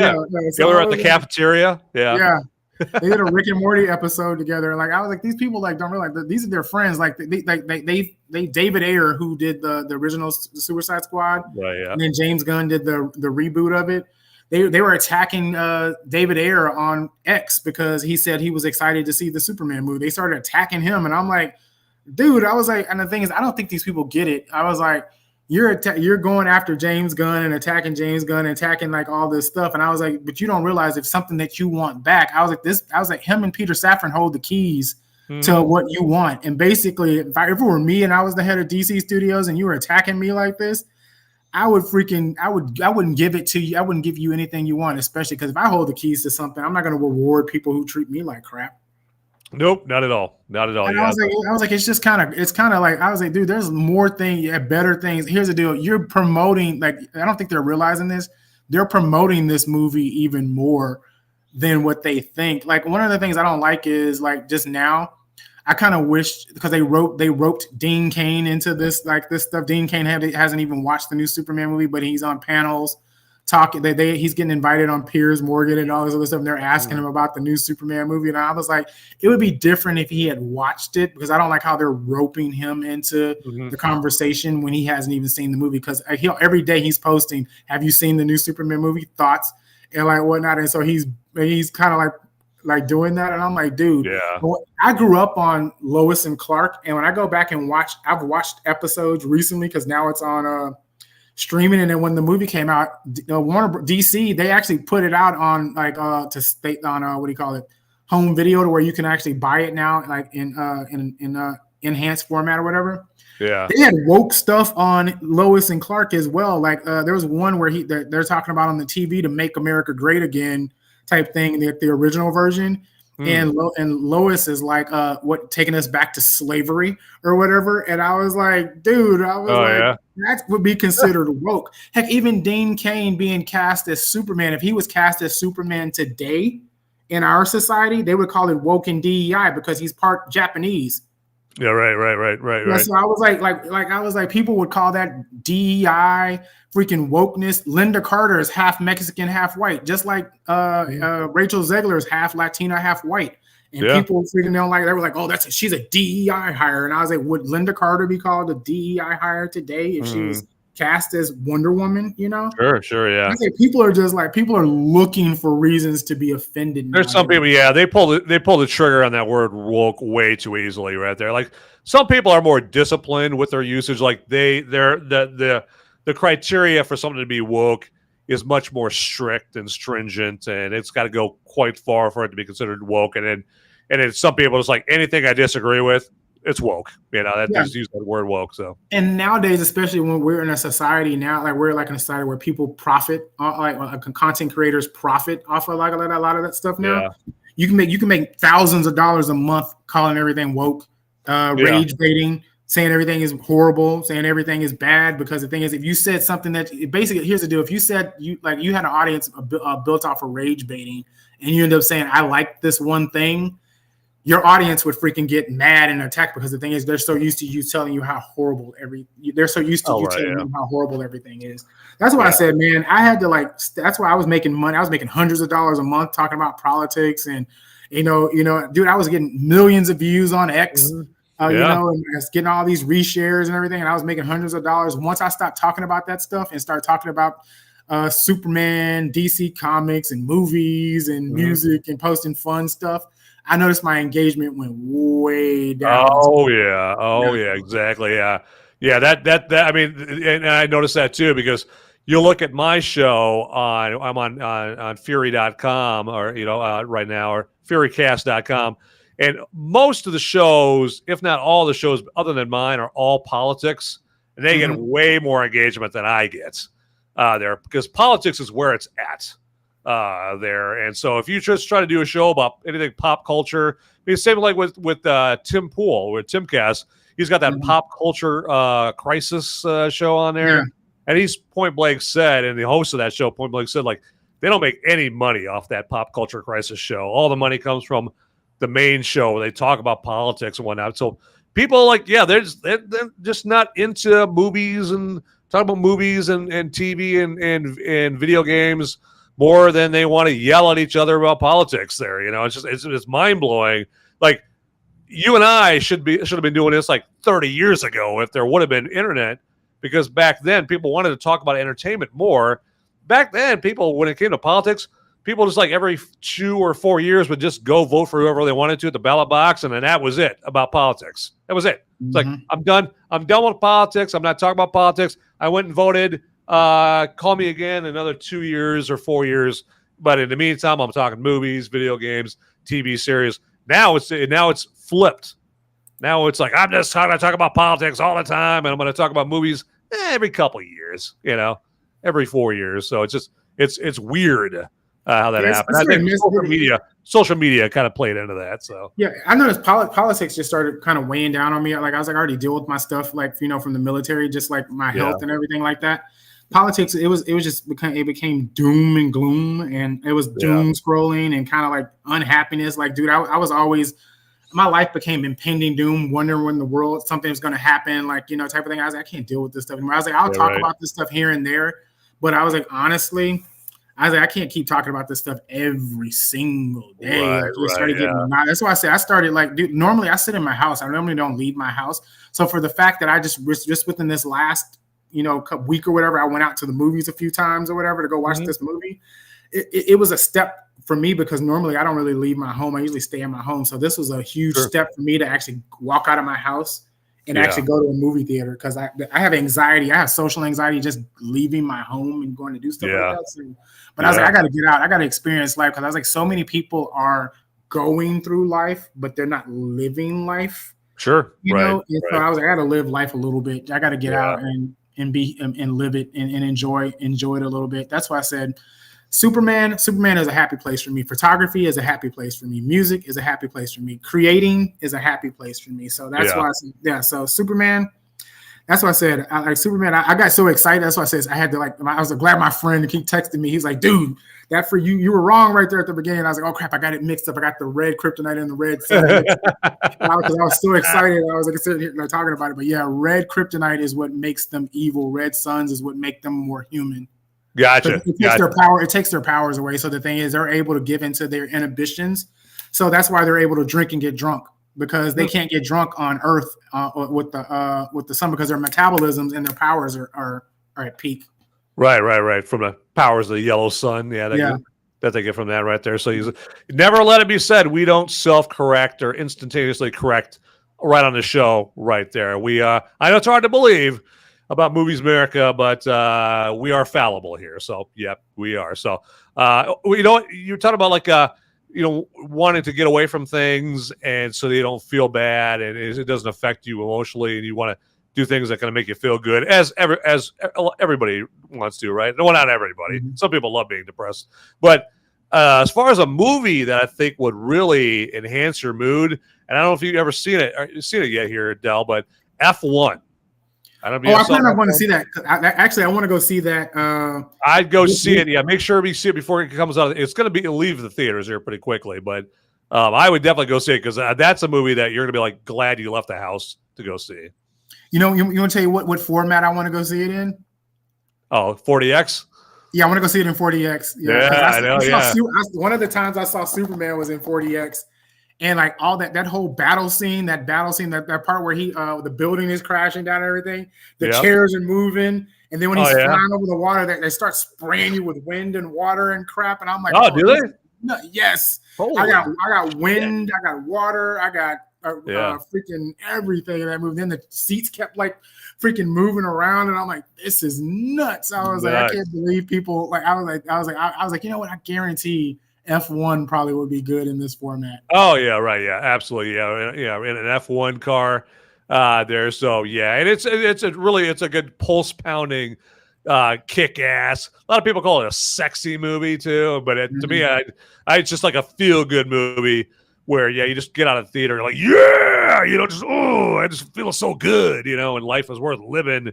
And it's got a fantastic Hans Zimmer soundtrack to that one right there. So it's you'll be playing that soundtrack in your car all the way home. I guarantee it because you'll be all pumped up. But I know you have that luxury of going to see 40X because you have it like there in it's in Austin. So the close one is like South Austin, but I had to drive like 40 minutes to go there, like almost an hour. But like that's why I say even when I saw when I had to go to the Amazon Prime screening for Superman, I had to drive to San Antonio to go see it. Oh, sure, exactly. Makes me wonder, like, is Superman going to be on HBO Max when it first gets out on streaming, or is it going to be on Prime? Because apparently it's got some kind of connection to Amazon Prime, because it was, the Prime, members, early screening, so I don't know, or maybe that was maybe that's going to be the only. That was just the thing, because like even the Wicked movie did that. Wicked did that. Where they did the Amazon Prime type thing as well, and Wicked is whatever. But no, it'll be on Max. It'll be on HBO, because now it's HBO Max again. It'll be on HBO Max. Right. Because Exactly. I just watched the Batman for the first time a couple of weeks ago, because I was like, I hadn't watched the Batman with Robert Pattinson. Because Oh shit! Really? Do tell. What'd you think, man? because I couldn't get over at first. I couldn't get over him being the vampire from the Twilight movie. Oh God, yeah. Right. So, but then I watched, dude. I enjoyed that movie. Like, I thoroughly enjoyed it. And the thing is, I didn't realize it was that long. Yeah. 3 hours long. And I was like, man, I want more. And I was like, yeah. So I enjoyed that movie. I had no idea you'd never seen it. No, I hadn't seen it at all. And then I finally watched it. I finally got around to watching it. And I was like, man, I enjoyed this movie. The only thing is, it's pretty much Batman year one. But the thing is, we didn't get to see him. We saw him more as Batman. We didn't get to see him really be Bruce Wayne. Right. Yeah. Only like during the funeral scene and. Yeah. So I was like, I really want to see who he is as Bruce Wayne. I really want to see a little bit more of him as Bruce Wayne. Yeah, I think he's going to do that. Yeah, he's going to have a more positive outlook at the end of the movie, right? So, where he realizes what he's got to do. Yeah. Yeah, he was pretty much like, to me, he was pretty much Batman the whole time, and then Bruce Wayne, he was kind of emo Bruce Wayne, and I'm like, I was like, man, I want to see a little bit more of this character. So I'm glad the Batman 2 is coming. Yeah, because Matt Reeves turned in that script, and I still haven't watched The Penguin. Everybody's like, you need to watch The Penguin. That's a great movie. Yeah. Well, now, you should watch the Batman before you see the Penguin. So you're going in the right order. Which I did. So yeah, I pretty much watched, because I just watched that. Now I want to watch the Penguin series. Yeah. And whatnot with Colin Farrell. Because I watched his show that he did on Apple called Sugar. Okay. He's filming Sugar 2 right now, and I watched Sugar. Sugar was a good show as well on Apple TV Plus. And since I'm a full-time college student, I upgrade my Apple stuff to the student account. So I have, with my Apple Music, I get Apple TV Plus for free. Really? So I was like, so I can't wait till that drops. You bet. Now, speaking of the Penguin, what did you think of that car chase scene in the Batman with the Penguin? That was sick. That is like the best car chase scene I've seen in decades. There with like the semi truck and just all the explosions and shit, and just the camera, the camera placements and the angles and whatnot. And I was like, holy shit! That was a visceral car chase. Yeah. I enjoyed that. I enjoyed everything about the movie. I was like, man, I was shocked that I was gonna enjoy, because I was like, man, I don't know. I was like, he's the Twilight vampire. I was like, I haven't really seen him in anything else other than I was like, I don't know how he's gonna do it. And I was thoroughly surprised that it ended up being good. And then I like how they revealed the Riddler, how they revealed him. Oh yeah, everything. Yeah. Yeah, it's Robert Pattinson is good in a lot of stuff. I think he's gone beyond the Twilight pretty well. When you also think about what he did in Tenet, the Christopher Nolan movie, there he was pretty good in that one. He played like an action character in Tenet there, along with John David Washington there. So Denzel's kid in that. So, but then he was also just in Mickey 17 there. That unfortunately that flopped at the box office. But yeah, Robert Pattinson, he's Edward no more, from Twilight there. But yeah, the Batman. So now, I would implore you, please watch the Penguin. Please watch the Penguin. So it's really good, because then they're coming out with Penguin season 2 here coming out pretty soon. I don't know if it's coming out pretty soon, but it's coming out at some point. But then the Batman 2. Yeah, it'll be interesting. I don't know if because James Gunn, has he actually come out and said definitively that Robert Pattinson's Batman is not going to be the DCU Batman? He did say that they plan on casting their own, like, Batman for for that universe. They're saying that the Batman is Elseworlds, but I'm like, which I kind of want a different Batman because like there's some actors I want to play Batman, but the thing is, I was like, if worst case scenario, since you already have this guy already here playing Batman, the only thing is you would have to figure out, because the thing is, I know the Batman, the Brave and the Bold is like the storyline that he's using for the DCU. That's the version that has Damian Wayne, his son Damian Wayne, in it. So you would have to have Robert meet Damian Wayne and have him as his son when the Batman, the Brave and the Bold. Okay. And the thing is, and you got to think in the Batman, he's had no Robins before that. So like, there was no Dick Grayson. What happened to Dick Grayson? Who does he become Nightwing? Where is he at? He doesn't have Jason Todd. He doesn't have Tim Drake or any of those other people. So it's just going to be Damian. Like, how is that going to work, and how are they going to be able to navigate that unless they have a Robin show up in the Batman 2? Yeah. And that's Dick Grayson, and he's already Robin in the universe or whatever. But how is that? I don't know how it's going to work. Yeah, because Elseworlds, those are like the offshoot movies or offshoot properties, right? Like they're not that part of the main canon. They're just kind of off the periphery. Kind of like Rogue One was Star Wars, right? It wasn't like the big three: Harrison Ford and Carrie Fisher and Luke Skywalker. It was just kind of a side story. So yeah, so it's kind of like an offshoot there. So that's what I imagine like Elseworld movies are like right there. But I think that makes more sense for the Robert Pattinson Batman, because I can't imagine the world of James Gunn's Superman meshing with the world of Matt Reeves' Batman. Like, one is way more serious than the other. I mean, I can't imagine like Jimmy Olsen, being a ladies' man in that whole world, blending in with the Gotham City of Matt Reeves' Batman there. It's like, I think he should be like oil and water, I would think. Yeah, I don't really see that. Yeah, not at all. But yeah, it'd be kind of cool. But well, hey, I appreciate you joining me here, Dell, on here. I think that we gave everyone a great discussion about Superman. I'm sure probably 5 minutes after I end the show, like, oh man, I should have asked Dell that about Superman, and we should have talked about that. But hey, that's on me if I forgot that. But like I have in the live chat on Rumble, I've got the link to Dell's X profile there. So go ahead and follow Dell on X. You're going to see all his great posts out there, and then subscribe to Dell. And let's get his numbers back up to where they were. Let's get his engagement back up to where it was when he was talking about boring old politics. All right, let's help the man out. And hey, follow me too. I'll be self-serving. Follow me on X as well. I'm under @Movies Merica on X. I'm on all kinds of platforms, all under @Movies Merica. I'm on Facebook and Gab and Instagram. I barely ever get on there, so good luck seeing anything good on there. I know Instagram, I need to do a better job at getting stuff on there, but that's a conversation for another day. Not on TikTok yet, but if you want to see if I'm on something, just type in @Movies Merica. Chances are I'll be on there. Rumble, you'll see a couple of Movies Merica channels on Rumble. If you would follow both of them, that would be fantastic. And but Dell, what do you got going on? Anything you want to plug or anything like that? Anything else you want to say before we wrap this up? Not really. Hopefully you have me back on. I'd love to come back on again, because it's been a year. It's been a year for us. The last movie we talked about was Bad Boys. Bad Boys, yeah, right, yeah, exactly.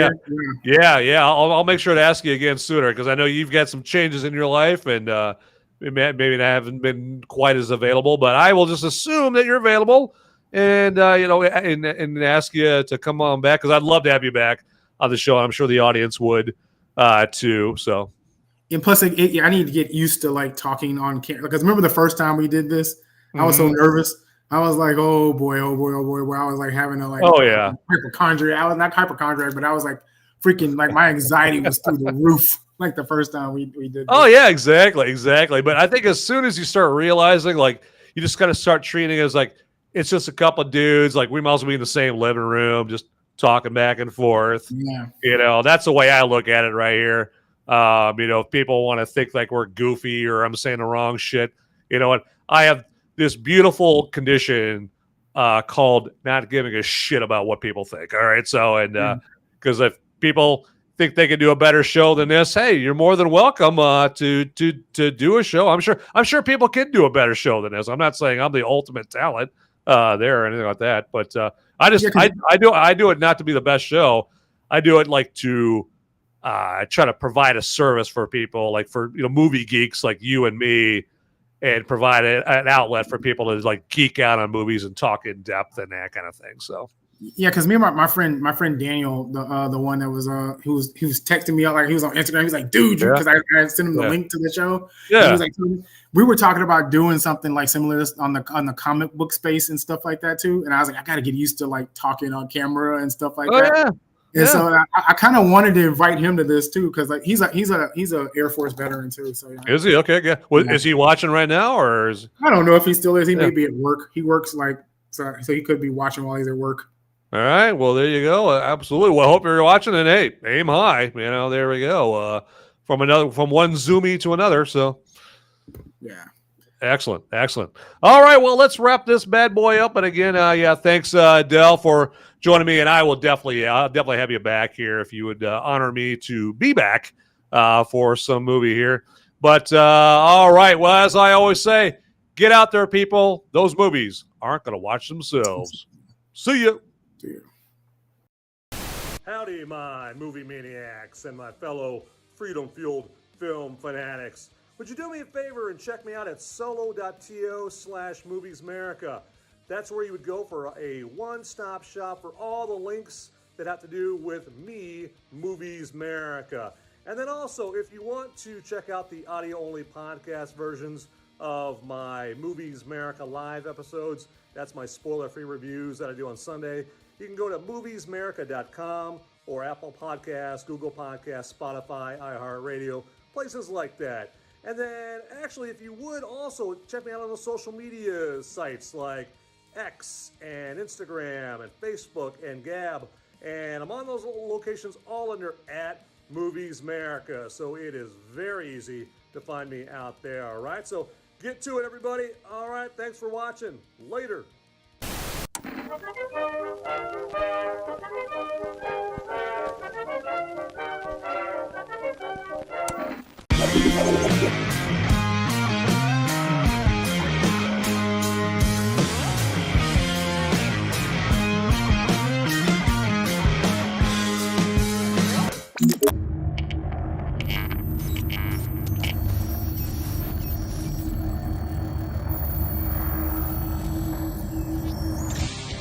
Hey guys, don't leave the video quite yet. Okay, I've got the Popo. They're coming after me, and I don't have much time to tell you, but you need to like and subscribe this video right here, down below. It's right down there. It's just waiting. It's waiting for you down there, okay? And make sure you watch these videos over here too. You'll be doing me a big favor. I'll be in handcuffs pretty soon. All right. Thanks for watching.